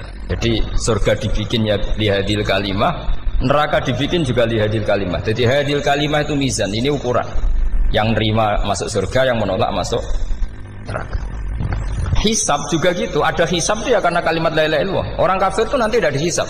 Nah, cara Ibnul Qayyim, hadisnya nggih ngoten. Ulaikal ladzina kafaru bi ayatina rabbihim wa liqaihi fahabitas a'maluhum fala nuqimu lahum yaumal qiyamati wasna. Ya lucu tuh, masa Fir'aun dihisab. Kan sekarang rokok kan. Jadi hisab itu nanti itu yang enggak jelas-jelas. Makanya sampean harus hati-hati, itu potensi dihisab. Jadi yang jelas itu ada hisab. Masa kanjeng Nabi dihisab kan tidak mungkin. Nabi Ibrahim masa dihisab. Fir'aun masa karena yang jelas surganya tidak dihisab, yang jelas nerakanya juga enggak dihisab. Tapi nak sing pengajian yo teko, dangdutan yo teko lah ini yang ini yang itu. Ya itu hisab itu. Delok biskop yo bayar, mlebu masjid yo bayar. Cuma ada biskop 10.000, nak ning masjid 2.000. Itu ya hisab itu nanti. Jadi orang kafir yang karuan kafirnya itu istilah Quran fala nuqimu lahum yaumal qiyamati wasna. Nah, artinya ada hisab juga tolak ukurnya la ilaha illallah. Terus wabiyadil kalimah bu isatir rasul. Karena kalimat ini rasul diutus untuk melatih la ilaha illallah. Jadi kalimat ini luar biasa. Tapi setelah jadi tahlil terus yang mau coba ngantuk, terus jumlahnya kakean kan, terus akhirnya gak sakral. Akhirnya la ilaha dikomentari suwi temen. Pemenang nak sing mimpin tahlil wong tuwek terkenal suwi lagi tahlil dipimpin mbah niki sing mburi mesti sambat wah suwi mesti. itu kriminal kita, itu kesalahan kita. Kalimat yang harusnya jadi tolok ukur surga neraka itu ukurannya kalimat itu, kemudian kita nganggap kalimat itu sebagai kalimat yang apa problem. Iku aja sampai ya. Makanya kalau suwon sing mimpin tahlil aja suwi-suwi. Istilah ilal ping 3 hadir terus bar. Niku semua ijazahnya hanya 3 kali itu kok udah dipirang-pirang niku. Tapi nak la ilaha illallah tolong gak hadir ya tak baleni neh dadi 6. Kok gak hadir? Jebule ping 1000 pun ndak hadir. Lah ini yang masalah. Sekolah waca ndak ini supaya sampean ngerti kalimat itu menjadi kualitasnya bagus ndak itu karena cara pandang. Itu tadi kalau sampean mikir surga dibikin semewah itu dengan fasilitas bidadari secantik itu, semuanya kelas A, itu ya bagi yang menerima la ilaha illallah. Neraka dibikin se ekstrim itu juga bagi yang nolak. Jadi ini kalimat pembeda, makanya kalimat tuh haqqin 'alaiha nahya wa 'alaiha namut. Terus wa biha atau wa 'alaiha. Ini jajah gini usume usum. Wa biha atau wa 'alaiha. Tren ini gini wa 'alaiha atau wa biha. Wa biha apa wa 'alaiha? Enggak yang di sini umumnya. 'Alaiha nahya wa 'alaiha namut. Wa 'alaiha atau wa biha. Wa 'alaiha atau wa biha. Oh berarti orang jelas prinsipnya, gak jelas. Jadi kalau suwon Mbah Mun sepuh-sepuh niku fi akhiri hayati sering maos talqinu zikri. Karena memang beliau ingin di akhir hayatnya juga kita semua nanti di akhir hayatnya semuanya min ahli la ilaha illallah Muhammadur Rasulullah. Dan itu dimulai dari sesuatu yang sangat-sangat ilmiah. Yaitu tadi dimulai kenapa surga dibikin untuk sing iman la ilaha illallah. Kenapa neraka dibikin untuk yang menolak la ilaha illallah. Kemudian Rasul diutus untuk melatih la ilaha illallah. Nanti ada azab ya karena menolak la ilaha illallah. Ada maghfirah karena yang terima la ilaha illallah. Makanya istighfar, kalau cara oleh istihad, niku istighfar itu setelah la ilaha illallah cara kalau oleh istihad. Di beberapa Indonesia itu Thariqah punya istighfar dulu baru la ilaha illallah. Tapi banyak ulama yang berpendapat dibalik. La ilaha illallah dulu baru. Karena istighfar itu didengar Allah itu setelah tauhidnya benar. Ini cara madzhabnya Abul Hasan apa? Asyadzili, yaitu fa'lam annahu la ilaha illallah baru wastaghfir li dzambika ai li hadil kalimah. Karena orang bisa dimaafkan itu berdasar kalimat la ilaha illallah. Misalnya begini ya. Orang kafir itu kafir terus sampai 70 tahun. Sekali melafatkan la ilaha illallah itu yughfar lahum ma qad salaf. Jadi kullil ladzina kafaru iyantahu yughfar lahum ma qad salaf. Artinya orang kafir itu belum pernah tahlil, belum pernah istighosah. Ya belum pernah istighfar, tapi sekali melafatkan la ilaha illallah secara sah langsung yughfar lahum ma qad salaf. Berarti dulu mana la ilaha illallah sama istighfar untuk kepentingan dimaafkan Allah. La ilaha illallah cara madzhab Abu Hasan Asyadzili karena alasannya wong kafir sing kafir wae tanpa istighfar asal kalimat la ilaha illallah benar langsung yughfar lahum ma qad salaf. Jadi cara pikirannya Abdul Hasan Asyadzili itu la ilaha illallah yang benar dan kamu baru istighfar nanti insya Allah pasti dimaafkan bihaqqi la ilaha illallah. Jadi fa'lam annahu la ilaha illallah baru wastaghfir li dzambika bihadil kalimah karena sahnya istighfar setelah kalimat ini sah. Itu orang kafir yang kafir berpuluh-puluh tahun itu langsung diberi bonus sama Allah yughfar lahum ma qad salaf. Nah ukuran iyan tahu pakai apa coba? Hei para wong kafir nak kowe mendo sangka kekafiran ukurannya pakai apa? La ilaha illallah. Sekali la ilaha benar langsung yughfar lahum ma qad salaf. Makanya ketika ya Ja'far Shadiq, Sayyid Ja'far Shadiq beberapa lama arja ayatin fil Quran adalah qulil ladzina kafaru iyan tahu yughfar lahum ma qad salaf. Jika mana kan abet sisa malaikat dia wong kafir 70 tahun Gusti mau celek lu pisan langsung jenengan sepuro mosok kula imam tahlil boten jenengan sepuro ya tapi maksudnya nak malaikat tapi kowe golek wajib lha iku mari perkara iku mulai masalah kan bangsa ora ikhlas iku mulai masalah nak sing guri malah meneh tapi kowe mau celek lu ambek gremeng mergo kesuwen Dan nak kesuwen wong gremeng sing dosa sing tahlil apa sing gremeng? Sing tahlil ya melok dosa mergo kesuwen, sing gremeng dosa wong kalimat thayyibah kok digremengi. Nah, terusno sing ngundang ya melok dosa pisan ribet kan? Ya ora ono fikih ngono ya ora ono. Maksudnya kula cerita daripada rawan dosa ya mendingan la ilaha illallah sing ora gremeng. Carane piye? Sing mimpin ya sing fasih sing cepet. Yen insyaallah. Oh teng desa kula anggere muni tahlil ben Gus Bakso nang kabeh, mesti cepet, dijamin mesti cepet. Kula ya sering ngomong, aku cepet lah luwih mandi sing suwi. Mergo suwi mari dosa gremeng lho, perkara. Nah kiai-kiai kan do sungkan mek kula. Nah teng adat masyarakat kan nggih sampai Gus sampai anak kiai kan sungkan dadi kiai-kiai sing tua-tua akhirnya melok cepet. Dan ini harus dielmoni. Saya ulang lagi ya. Sebetulnya dalam thariqah Syadziliyah itu la ilaha illallah dulu baru istighfar. Alasannya apa? Sikhatul istighfar itu ba'da sikhati la ilaha illallah. Jadi dia bawa nggih qulil ladzina kafaru iyantahu yughfar lahum ma qad salaf. Saiki intiha anil kufri, berhenti kekafiran dengan kalimat apa? La ilaha illallah. Itu langsung yughfar lahum ma qad salaf. Dan Allah ngendikan fa'alam annahu la ilaha illallah baru wastaghfir lidzam. Ai bihadil kalim. Artinya gini, bisa saja istighfar kita itu tidak didengar Allah karena tauhid kita tidak pernah benar. Mau ngelafat notok tapi tauhidnya tidak benar. Maka terus dibutuhkan latihan-latihan dari ahlul ilmi, misalnya kayak Imam Sanusi, kayak Imam Asy'ari. Itu pelatihan-pelatihan la ilaha illallah dengan pemaknaan yang luar biasa. Misalnya begini, ambil saja la ilaha illallah itu dengan makna seperti ini. Tidak ada sesuatu yang maujud kecuali disebabkan oleh yang super maujud. Alam raya ini, langit bumi ini kadung berstatus maujud. Kan nggak mungkin yang maujud diciptakan yang tiada. Nak ngono mau hadhil maujudat khalaqaha wajibul wujud. Lah wajibul wujud ini yang bernama Allah Subhanahu wa taala. Maka kualitas Anda iman tuh lebih tinggi. Selama ini kan enggak. Orang no pangeran kecuali Allah. Terus Allah itu yang siapa? Ya Allah yang siapa itu harus kamu berani mensifati. Allah belum pernah menceritakan dirinya di Quran kecuali beliau dia mensifati zatnya. Saya adalah sing khalaqas samawati wal arda misalnya. Saya adalah zat yang begini. Karena itu dengan cara itu bisa dikenali. Ya, dengan cara itu bisa dikenali. Makanya Allah itu harus kita kenali yaitu lewat ma'rifatullah. Ibadah tertinggi adalah ma'rifatullah. Ya caranya ma'rifat tadi dimulai gak mungkin alam raya ini kemudian diciptakan oleh al-adam, sesuatu yang tidak ada. Pasti yang namanya maujudat diciptakan yang maujud. Karena maujud ini maujud pencipta harus super. Lah super itu bahasa Arabnya wajibul wujud. Karena pencipta harus awal.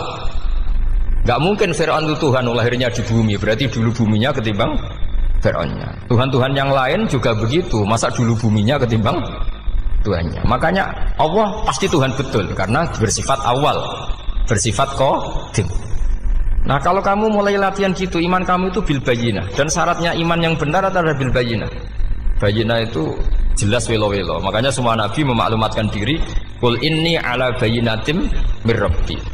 Lam yakunil ladzina kafaru min ahlil kitab wal musyrikin munfakina hatta ta'tiyahumul bayyinah. Jadi kamu harus punya otoritatif kebenaran sing sampai welo-welo itu layak balus syakka wal irtiyab, sudah agak bisa ragu lagi. Nah saya khawatir kalau kita sudah tidak ngaji seperti ini, la ilaha illallah itu mau rutinitas. Pemenang nak kasiat, ribet mana kan? Nak diwaca 1000 kasiat ini, nak diwaca 2000 kasiat, wah itu ngawur lagi. Saya itu kemarin ketemu banyak orang pintar lah di Jogja. Itu saya cerita, mereka tanya saya, Gus kenapa engkau jarang berdoa? Saya bilang saya itu sering berdoa, cuma mungkin Anda tidak tahu kata saya. Doa itu syaratnya harus setelah sihatil iman, imannya itu benar. Dulu ketika Gerwani itu kampanye komunis itu gitu, anak-anak kecil disuruh memejamkan mata. Ayo kamu minta permen sama Tuhan. Ternyata nggak dapat permen, suruh memejamkan mata lagi, coba minta sama bu guru, terus dikasih apa? Permen. Oh berarti yang ada bu guru bukan Tuhan. Artinya apa? Kalau umat Islam ini kamu jual dengan doa, kemudian doa dipakai tolok ukur Islam bener apa enggak, habis kamu. Banyak orang ingin jadi Kapolri, jadi gubernur, jadi apa, mengundang orang-orang kondungo. Wes nyangoni akeh gak mandi, itu mesti dihujat ya. Dan sing donga yang ngerti nak ra mandi, potongan wong seneng duit itu kan insyaallah ra mandi lah kan kira-kira gitu. Jadi korbannya itu Islam kalau terus-menerus doa yang dipakai apa? Transaksi. Maka doa itu nomor 2 atau 3. Nomor 1 itu ya iman tadi, ma'rifatullah itu nomor 1. Bukan doa, karena kalau doa dijadikan nomor 1 takutnya itu dipakai ukuran. Makanya ketika orang kafir minta sama Nabi, minta itu ya bahasa Arabnya doa. Untuk mengubah Mekah jadi begini, untuk mengubah Mekah jadi makmur, jadi ada sungainya, roh. Nabi gak mau. Padahal Nabi kalau doa pasti mustajab apa enggak? Tapi andikan itu diturutin, maka ukuran iman selalu pakai doa. Dan itu bahaya jangka panjang, karena Nabi pirsa pengganti beliau-beliau kamu-kamu yang nanti doanya enggak mandi, itu bahaya, itu enggak prospek cara hitung-hitungan. Iya nak zaman Nabi donga mesti mati. Nah, ketika era sampean dia nak kiai tenan, Pak. Kalau donga ana sugih, ana sugih kira kiai kan ribet. Mungkin dhewe kiai ora sugih kan ribet kan. Maka kita sebagai ulama itu punya hitung-hitungan. Nah, beda dengan pakai ma'rifatullah. Misalnya begini, ini contoh paling gampang. Orang kafir itu dulu mengukur kebenaran Muhammad. Mereka tentu manggilnya Muhammad. Muhammad, kalau kamu mengklaim bahwa orang mati bisa hidup lagi, coba mbah-mbah kamu yang sudah mati bangunkan. Kalau bisa berarti kamu benar, kalau ndak ya ndak. Pertanyaannya itu yang fa'tu bi abaina in kuntum apa? Shodiqin. Pertanyaannya, ngukur kebenaran dengan cara itu yang bikin standar siapa? Nah, Nabi itu sempat terdesak karena itu dipakai ukuran. Tapi kalau pakai ilmu mantek, jawabannya lebih gampang. Ngukur kebenaran dengan cara itu versi siapa? Versi saya. Kamu benar itu kalau bisa membangkitkan orang mati. Terus dari Nabi, ya kalau versi kamu ya kamu yang membangkitkan, nanti ditanya bareng-bareng. Loh, ini kan kita seperti itu kan, kita sering. Artinya apa? Islam ini yang bisa mengawal hanya ilmu. Doa itu nomor 2. Yang bisa mengawal Islam hanya fa'lam, harus ilmu annahu la ilaha illallah. Ketika orang kafir lo tanya, Muhammad kalau kamu Rasul betul, fasayyir jibala Makkah, jibala Makkah kamu jalankan kemudian jadi emas.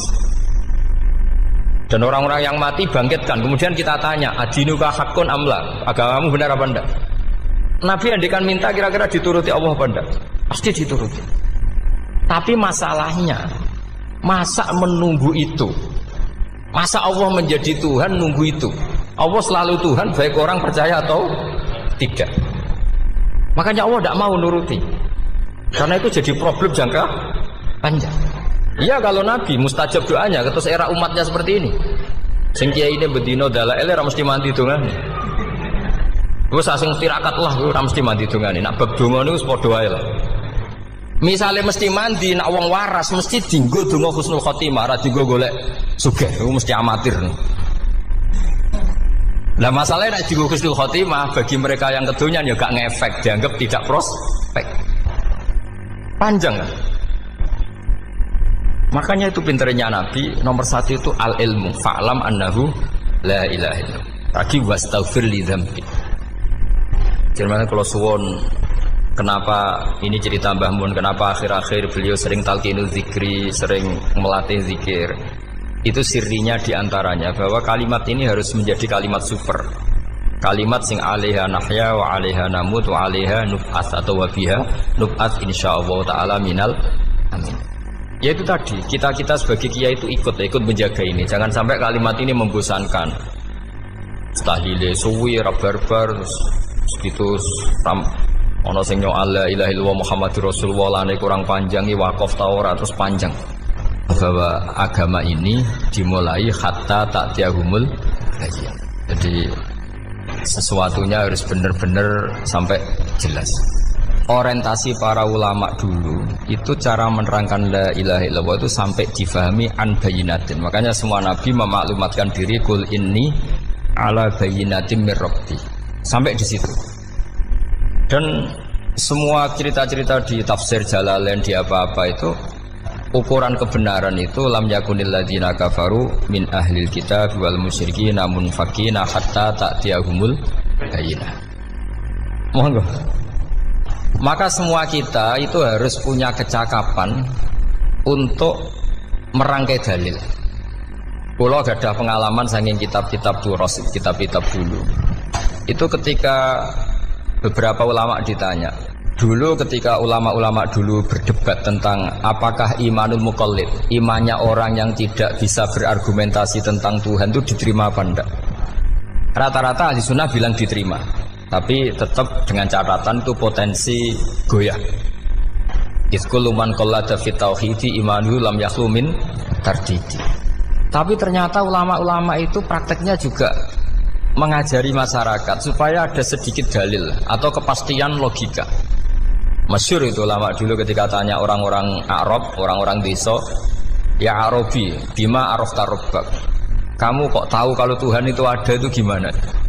Jawabannya mereka meyakinkan. Al-ba'ratu tadullu 'alal ba'ir wa atharul aqdam yadullu 'alal masir.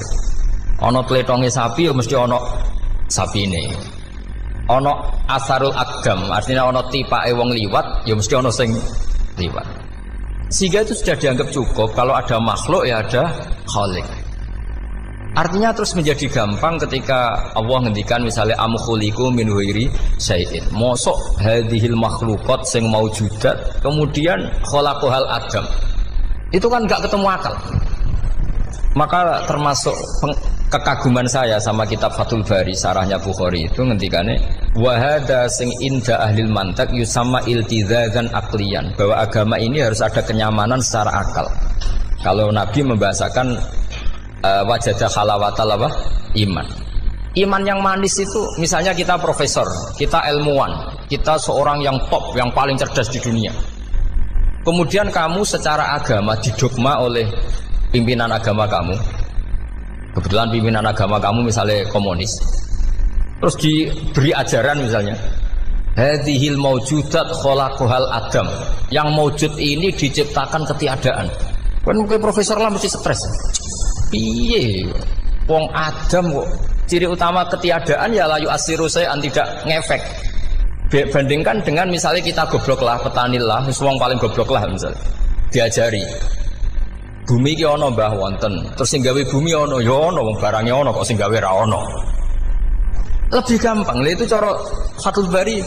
Hadatin itu mudah sekali, sahlah qoriba. Kalau dalam baca Said Abdul Al-Haddad itu hadil kalimah sahlah qoriba. Sahlah qoriba itu enak difahami karena ya sudahlah kalau hadil maujudat ya khalaqahal maujud. Berhubung maujud ini maujud khaliq ya wajibul wujud, kira-kira maujud super lah atau kausa prima atau apa. Jadi segampang itu ulama menerangkan tauhid. Nah khawatir saya kalau penjelasan seperti ini sudah hilang terus mau wong takok kasihate, nak maca sakmene paket ngene, nak sakmene paket ngene. Lah nak ramadi terus mental, judul lek ilmu ya ngobos. Nah ini kan jadi tersangka. Makanya saya tadi bilang saya berkali-kali saya belajar tauhid, belajar ilmu mantek. Itu kepentingan saya hanya satu. Supaya orang familiar dengan logika la ilaha illallah. Yaitu tadi mulai yang pelatihan kelas ringan, yaitu tadi al-ba'ratu tadullu alal kair wa asarul aqdam yadullu alal masir, sampai pelatihan yang agak berat, tapi sebenarnya tidak berat-berat banget. Karena tadi am khuliqu min ghairi syai'in. Masa kalian semua yang sebegini hebat maujudat kemudian kamu disebabkan oleh sesuatu yang tiada. Lha iku mbok sampean profesor lah iku ora iso logika, wong barang ra ono kok nyebabno. Al-aqdam ya dulu alal masir. Jadi ono teledong ya mesti ono sapine. Ono tipak tracakane tak kaki ya berarti ono wong sing barli liwat. Artinya hadil alam ini asarun min asari kudrati. Kula suwun kula wau mun maca sanad talqinul dzikri dari Mbah Mun, dan saya berharap kita ini saling menopang. Makanya saya Gus Yofur itu sering belajar mantek sampai belajar usul fikih, karena nggak bisa kita tanpa ditopang ilmu-ilmu seperti itu, tidak bisa, karena banyak khurafat, banyak syubhat. Termasuk penumpang paling gampang adalah Anda berislam secara senang, secara ceria, supaya tidak kepikiran nyuwun sewu pindah agama atau pindah ke yang macam-macam. Makanya diantara rumusnya Islam itu raditu billahi robba. Raditu itu puas, sampean cari di kamus, ridho itu puas, marem. Ojo mbok maca di pangeran Allah pah-pah. Makanya kalau berharap jenengan jangan sering berdoa, nanti gampang kecewa. Karena potensi tidak mandinya lebih tinggi gitu loh. Jadi pokoknya seneng pangeran itu sapa sing gawe langit bumi, sing ngekek oksigen ra bayar. Sing aku elek lah ya payu rabi. Nyifati pangeran sing wis terjadi. Ora usah bayangno. Wah aku njaluk jadi bupati ya ora njaluk sugih ribet. Lho kula kecelok wong alim mboten nate nyifat donga nemen-nemen. Sing wis kliwat ya. Ngaku ya wong narukan nyatane payu rabi. Umume wong di mobil kaya di mobil. Umume wong bingung ya sering melok bingung. Sudah sebetulnya. Lho kok sampean ora top ya coba. Wong melarat sekolah ya ora tamat, ya tetep oleh menghirup napa oksigen. Presiden seneng jadi presiden, gue ngopi untuk utangan ya wis semenang. Semula ra diusir bojo ya wis semenang. Sebenarnya seneng itu gampang.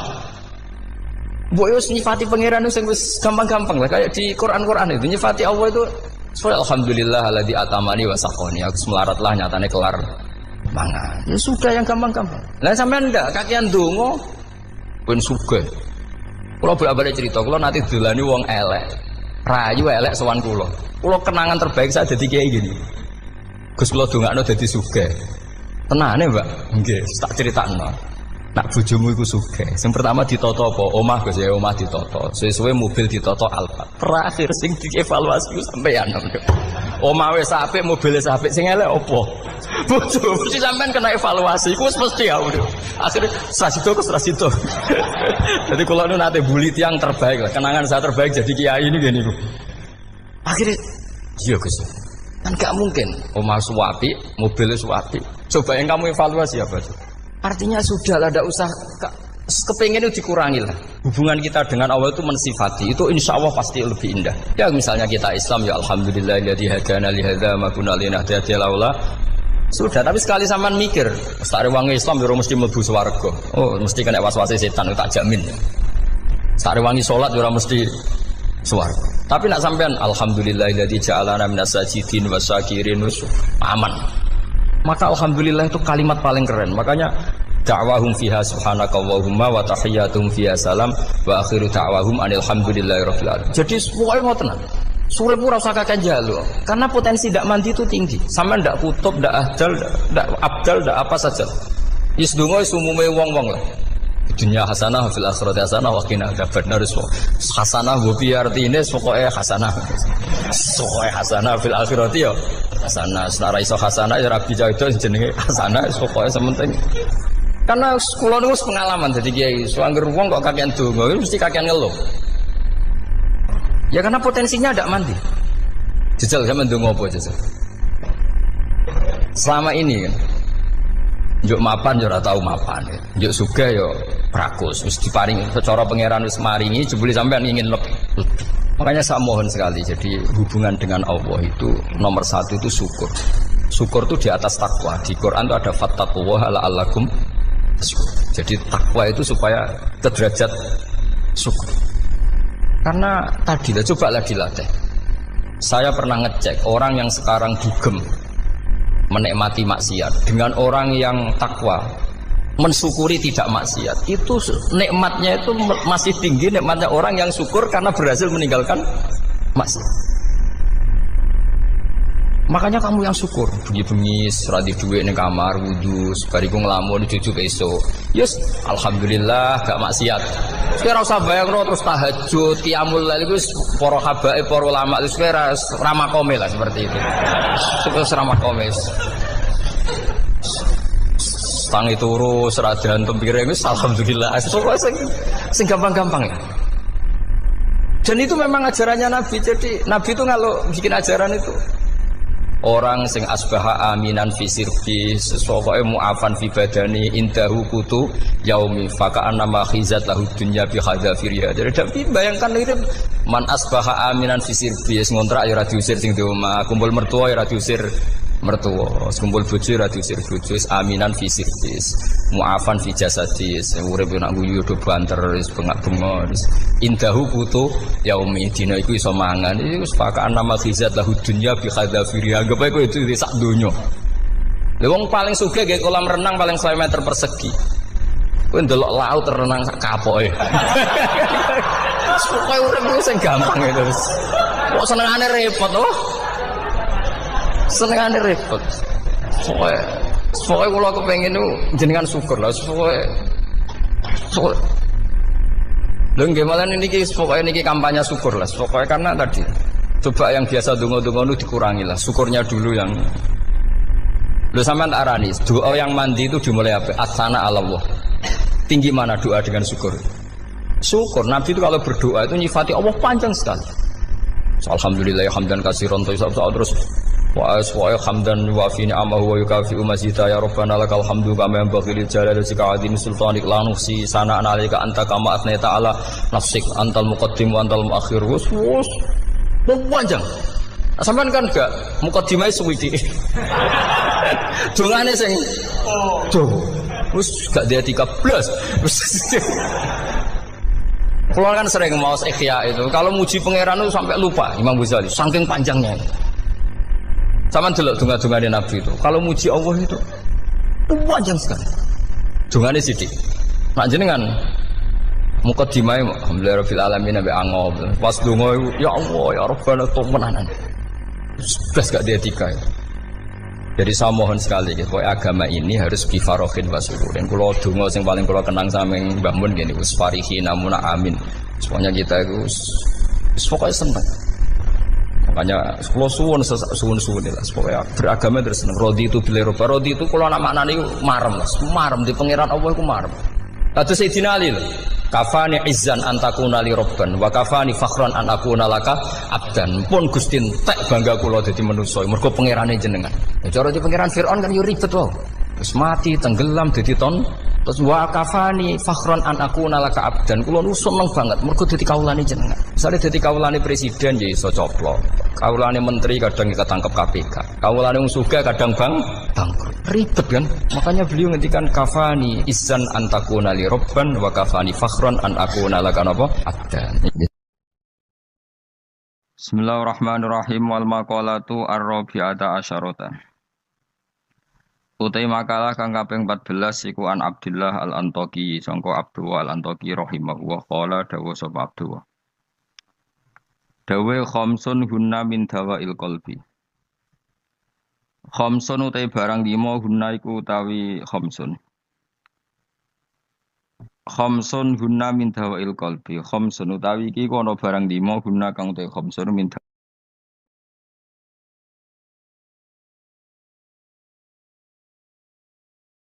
Bismillahirrahmanirrahim wal maqalatu ar-rabi'ata asyarata.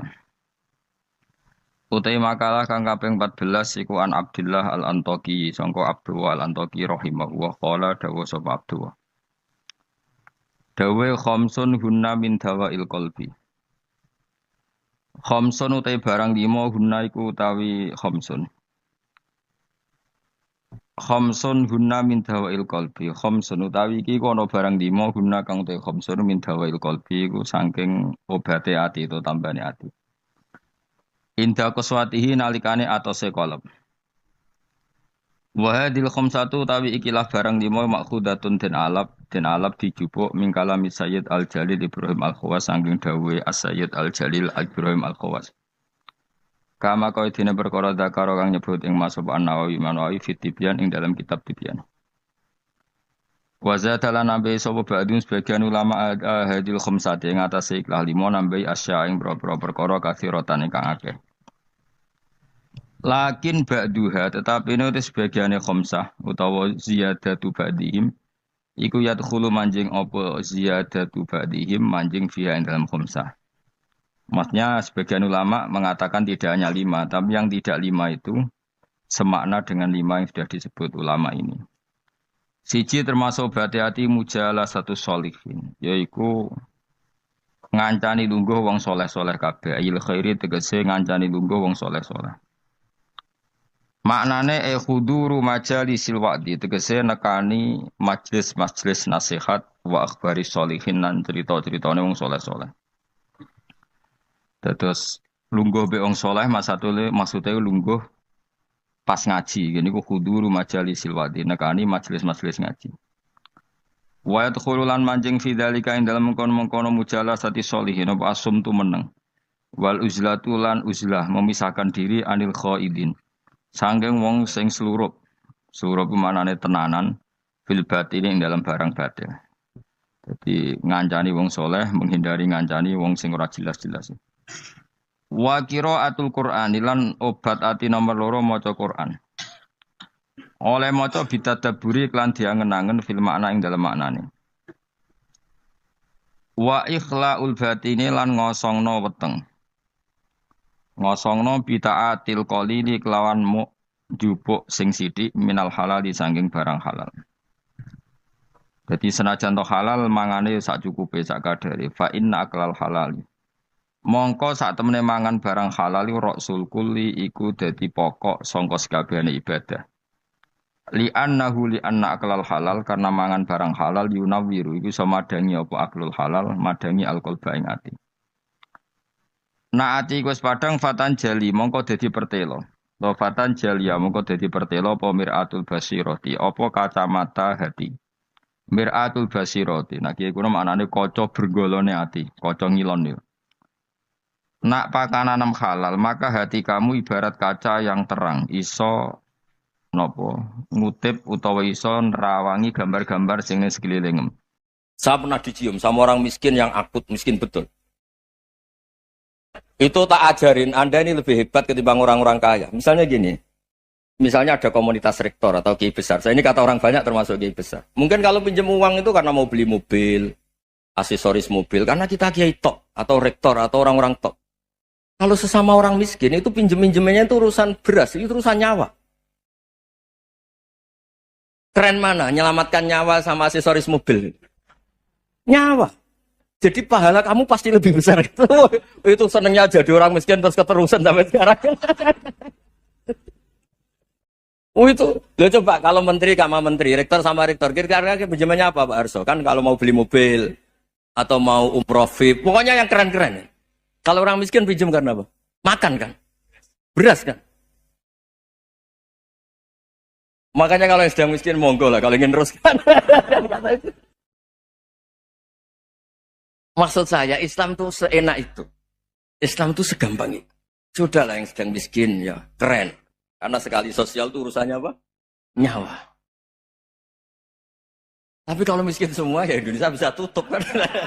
Ya sudah yang kaya-kaya itu saya mengatakan Indonesia karena bayar pajak yang menjadikan Indonesia berjalan. Tapi ya dipakai yang benar. Nah, begitu seterusnya. Ada kiai miskin cerita ke kita. Terus enak jenengan alim, terus punya santri banyak, bisa ngajar di mana-mana. Saya bilang, hebat kamu.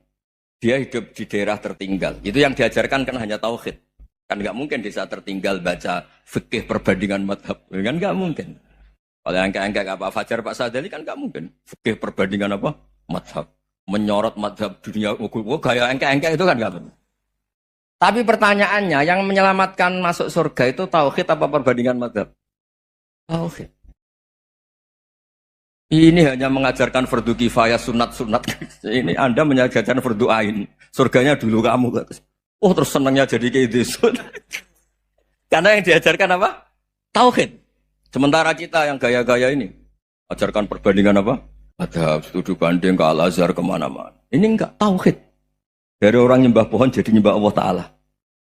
Keren enggak? Keren. Jadi terus kayak gitu sama saya senangnya bukan karena tak bela. Tapi ada yang agak kurang ajar tanya saya. Kalau itu hebat kenapa Gus gak mau jadi kayak gitu? Waduh. Wah ya repot kalau pertanyaan. Terus tak jawab, kalau saya jadi kayak gitu, kamu ngangsu ilmu dari mana coba? Ya dari jenengan, ya kalau sama gobloknya ada bisa. Ya sudah, Gus aja yang jadi kayak besar. Maksud saya, ya sudahlah kita begini seperti yang saya ajarkan di sini, saya sarankan. Supaya orang itu tahu. Ini namanya diroyah, apa? Makanya kata Imam Ghazali itu kalau kamu ingin sopan gampang melihat anak kecil, wa aqallu minni dzamban, dia dosanya lebih kecil. Karena masih kecil kan, tentu secara dosa enggak banyak. Kalau melihat orang yang tua, wa aktsaru minni ibadatan, dia tentu ibadahnya lebih banyak karena umurnya lebih banyak. Sehingga terus semua orang lain tuh di depan kita itu hebat. Ya semua orang lain sama misalnya Pak ini rektor, Pak Fathul Wahid rektor. Tanggung jawabnya lebih banyak, berarti pahalanya lebih banyak. Tapi sama, ketika melihat Nyon Sewu, melihat pegawainya yang secara lahir di bawahnya, Ini tanggung jawabnya nggak banyak. Pasti salahnya juga enggak. Itu yang diajarkan Rasulullah SAW. Sehingga enak. Tapi kalau kita melihat orang lain selalu salahnya, itu pecundang. Allah saja tidak seperti itu kan. Amal baik ya ada khairan, amal buruk ya ada saron. Semuanya dilihat oleh Allah Subhanahu wa Ta'ala. Saya tuh punya teman Gus, agak beling, agak seenaknya. Dulu miskin. Wah itu seenaknya betul. Kayak kenal Tuhan sudah. Tak tanya. Kenapa kamu seenaknya? 1 bulan tuh labanya bisa 200 juta sampai 500 sampai 1 miliar. Saya itu Gus, setelah duha itu perkembangannya bagus. Duha, sholat duha itu. Saya pernah miskin kan kata apa? Ingka rezeki fisama apa? Wa ingkana qalilan ya kalau fisama fa anzilhu terus wa ingkana qalilan fakasirhu kalau sedikit perbanyak. Ini trennya sudah benar semua. Nah, wa ingkana apa? Ya, haroman fatohiru. Kalau haram yang kau sucikan. Makanya saya seenaknya. Kalau kolilan sudah fakasiru, paling trennya yang nggak benar juga fatohiru. Kata dia yakin kalau yang nggak benar-benar sudah disucikan Allah. Karena yang lain-lain sudah. Dari miskin sudah kaya. Kolilan sudah fakasiru. Paling yang haroman juga sudah fatohiru. Gitu. Tak tanya. Lah kamu kok tahu? Polanya sudah ada Gus. Karena yang kolilan. Kamu sembrono sama Tuhan kok begitu kan? Tapi apapun itu seneng saya. Seneng saya sering salah teh. Makanya saya mohon yang sekarang miskin, sedang miskin itu ya ndak usah nyesal banget-banget. Kalau ingin kaya monggo lah. Namanya orang juga ingin. Tapi Anda harus bangga. Sosial antar kalian adalah urusan nyawa. Dan itu pahalanya luar biasa. Supaya kita, nah yang kaya-kaya juga boleh GR lah. Karena pembayar pajak. Dan itu bisa menyelamatkan apa? Indonesia Raya. Begitu seterusnya. Itu yang diajarkan Nabi, antawadu'u hatta la yabghiya ahadun ala ahadin. Kamu semua harus tawadhu sehingga antar kalian tidak saling tidak sopan, tidak saling liar, tidak saling mendolimi. Termasuk tadi sikap gak jelas tadi. Orang dolim yang sekarang dolim bisa saja tobat, yang sekarang soleh bisa saja nanti. Semuanya tuh mungkin. Kita diajari ya muqallibal qulub tsabbit qalbi ala dini. Jadi keliru kalau kita dalam banyak hal harus tegas gak mesti. Al halalu bayyinun wal haramu bayyinun. Tapi ada wa bainahuma umurun mustabihat. Ada yang wilayahnya itu abu-abu. Misalnya ada perempuan cantik misalnya contoh paling gampang. Kalau kamu ajari secara serius kamu bisa aja tergoda jadi fitnah. Jadi kalau orang soleh gak berani ngajarin kemudian digunakan orang fasik malah menjadi orang nakal kita juga tanggung jawab. Kamu mau tegas gimana? Wilayahnya sama-sama mungkin. Wilayahnya sama-sama mungkin. Yang dekat pejabat mungkin terkontaminasi KKN. Tapi kalau pejabat gak dekati orang soleh, punya perilaku yang gak soleh, yang repot juga Indonesia kan. Nah hal-hal seperti itu kita tidak perlu ngambil sikap. Maksudnya gak usah ngambil sikap, ya kita buktikan kalau milih satu madhab, kita buktikan semuanya lebih baik, semuanya lebih bermanfaat, semuanya lebih berperadaban. Karena gak bisa dihindari wabena humai. Termasuk nyuwun sewu saya mohon maaf sama mulai Pak Harso, Pak Lutfi sampai Pak Fathul Wahid. Saya ini termasuk kiai yang gak suka dekat sama orang-orang top. Bukan karena hasud. Memang konstitusi kiai harus gitu lah tamud dan na'inaika. Kenal orang lebih tinggi itu kan resiko. Misalnya saya kiai desa, mungkin punya keri tua sudah seneng, punya kijang tua sudah seneng. Gara-gara kenal Pak Wahid naik Kempri, waduh kok saya kalah itu. Kenal orang itu kan resiko. Mungkin dosen-dosen sini kalau kenal saya di Rembang juga resiko. Di sini gak ada cium tangan, melihat saya dosen, wah gak enak jadi dosen. Jadi memang harus dibatasin.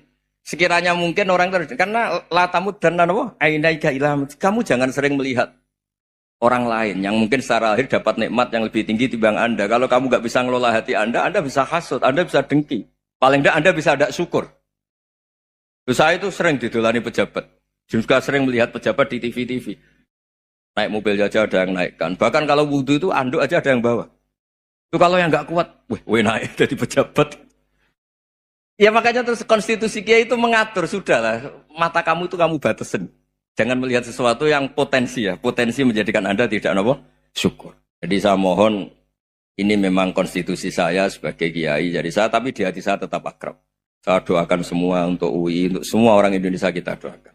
Kita ingin semuanya tambah baik, tambah. Tadi katanya mau naik kelas ya.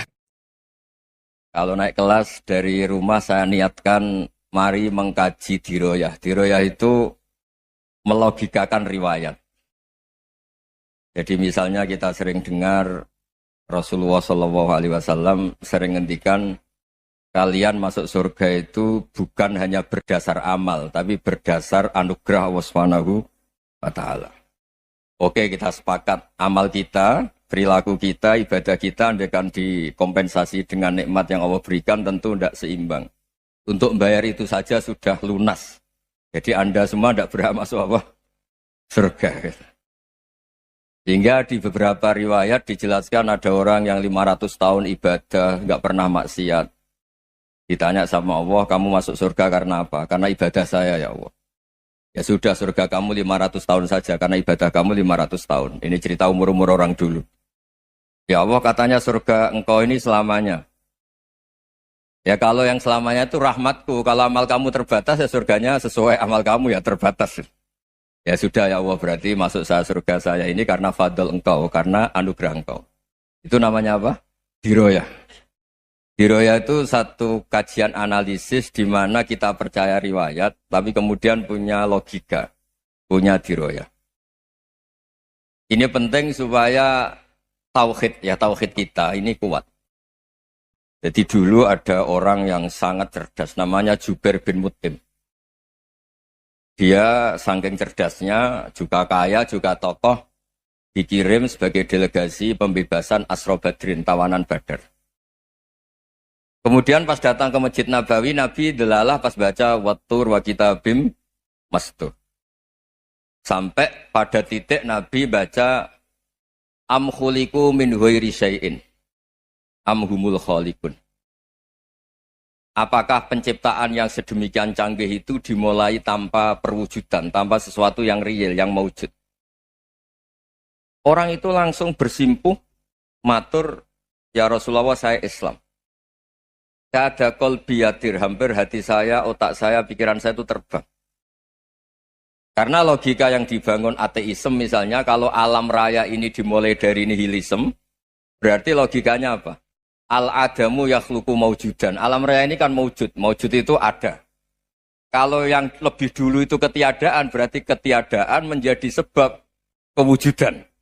Kalau dalam bahasa Arab itu al-adamu yakhluqu maujudan. Sesuatu yang harusnya nggak jadi faktor karena ketiadaan, menjadi faktor sesuatu yang nyata. Itu kan nggak masuk akal. Ya, kalau alam raya ini ada al-adam sing yasbiku maujudan, berarti alam raya ini al-adamu yakhluqu maujudan, suatu yang tidak ada menciptakan yang ada. Dengan logika itu terus kita ngaji, diajari sama guru-guru kita, sifat dasar Allah itu maujud. Wallahu maujudun qadimun. Terus masuk. Yang harus distatuskan pertama dari Allah itu apa? Maujud, wujud. Karena dengan wujud ini layak menjadi penyebab adanya alam raya ini. Sehingga ketika kita menolak faham nihilisme atau ateisme, faham tanpa Tuhan, tanpa pencipta awal, kita punya diroyah. Bahwa tidak mungkin ketiadaan ini menjadi sebab perwujudan alam raya ini. Yaitu amkhuliku min ghairi syai'in. Masa alam raya ini diciptakan tanpa sebab yang nyata, yaitu wajibil wujud. Siapa itu? Allah Subhanahu wa Ta'ala. Begitu juga menyangkut sholawat. Orang boleh beda pendapat tentang redaksi sholawat. Ada yang sholli ala Muhammad, ala Sayyidina Muhammad, Nabi Muhammad. Monggo lah, masalah redaksi saja. Tapi setelah dianalisis, Nabi itu Pak Rektor, jadi Nabi setelah Nabi Isa saking dihormatinya sampai dituhankan. Juga jadi Nabi yang ada cerita masih hangat, orang Yahudi itu bunuh Nabi. Jadi yang satu mendudukkan Nabi sedemikian tinggi sampai kayak Tuhan, yang satu menjatuhkan Nabi sedemikian rendah sampai dibunuh. Kayak apa susahnya jadi Nabi Muhammad SAW. Kemudian dengan gampang Hadaddin agama ini bikin syariat yang bernama sholawat. Redaksinya monggo lah sesuai tradisi masing-masing. Allahumma sholli ala Muhammad, Allahumma sholli ala Sayyidina Muhammad, ala Nabiyina Muhammad, monggo lah. Tapi yang jelas redaksi ini kalau didiroyah dikaji, Allahumma itu Tuhan, Tuhan itu pemberi. Wa Muhammadun wa in jalla qadruh abdun min ibadi. Muhammad apapun tinggi derajatnya tetap berstatus hamba. Sehingga agama ini terjaga oleh syihotus sholawat. Agama ini terjaga oleh redaksi sholawat. yaitu Allah tetap pemberi sebagai Tuhan yang enggak tersaingi, la syarikalah. Rasulullah Muhammad wa injalla qadru, apapun prestasinya bisa mi'raj bisa apa saja, tetap seorang hamba yang butuh muhtajun ila rahmatih. Jika redaksi Allahumma sholli ala Muhammad ini mengukuhkan yang Tuhan tetap Tuhan, hamba pilihan tetap hamba pilihan. Tentu dengan redaksi ini kemudian kita mendudukkan Nabi benar-benar posisi terhormat. Yaitu orang yang paling berhak dapat askat tahiyat, mendapat penghormatan Allah paling tinggi, yaitu Rasulullah Muhammad SAW. Dan itu diulang-ulang oleh Allah. Subhanalladzi asra bi abdi. Status hamba ini diulang-ulang. Lagi-lagi ini bernama diroyah. Bernama apa? Contoh ketiga misalnya fihi ayatum bayinatum maqamu Ibrahim. Dulu orang Yahudi itu ada diskusi masif. Syaratnya Nabi itu mbah-mbahnya harus Nabi. Harus keturunan Nabi. Kemudian semua Nabi rata-rata di Palestina, di Syam. Lalu Muhammadnya asal-usulnya dari mana? Tahu-tahu orang Arab kok Nabi. Padahal orang Arab itu dulu jahiliyah. Walhasil terus diceritakan bukti Muhammad ini turunan Ibrahim adalah ada jejak kaki Nabi Ibrahim di dekat apa? Ka'bah. Fihi ayatum bayinatum maqamu Ibrahim. Kalau Nabi Ibrahim pernah di Mekah, artinya beliau pernah meninggalkan turunan yang di Mekah. Yaitu bernama Nabi Muhammadun sallallahu alaihi wasallam. Itu disebut fihi ayatum bayinatum maqamu Ibrahim. Nah itu namanya diroyah. Diroyah itu satu perilaku keseharian kita beragama, kemudian tahu logikanya. Yang keempat misalnya, mangkana yu'minu billahi wal yaumil akhir fal yukrim apa? Jahro. Orang yang iman karena Allah dan Rasul, maka memuliakan tetangganya. Andaikan pakai hukum sosial, tentu kalau tetangga kita baik, kita baik. Kalau kurang baik, kok kurang penggawean kan gitu. Tapi dulu itu pernah ada seorang ulama itu dibully ya, dikerjain sama anak muda tetangganya. Pak Kiai datang ke rumah saya, orang ini datang. Kemudian setelah di rumahnya, saya tidak jadi butuh sama Pak Kiai, silahkan pulang. Itu Kiainya senyum menikmati. Dan itu terulang 3 kali. Dibully seperti itu, dikerjain terulang 3 kali. Lalu tetap Kiainya tuh asik, seneng sekali. Lama-lama muda ini tanya, kenapa engkau tidak tersinggung? Padahal saya kerjain sampai 3 kali. Tak undang, terus tak suruh pulang, tak undang, tak suruh pulang. Kata Kiai tadi, yang memerintahkan baik sama tetangga itu Allah. Jadi saya nikmati ketika bisa baik sama Anda. Tidak ada urusannya dengan perilaku Anda yang menolak saya. Nah itu terus kita tahu, memang motifnya kita baik sama tetangga karena iman sama Allah dan Rasul, bukan hukum kompensasi sosial.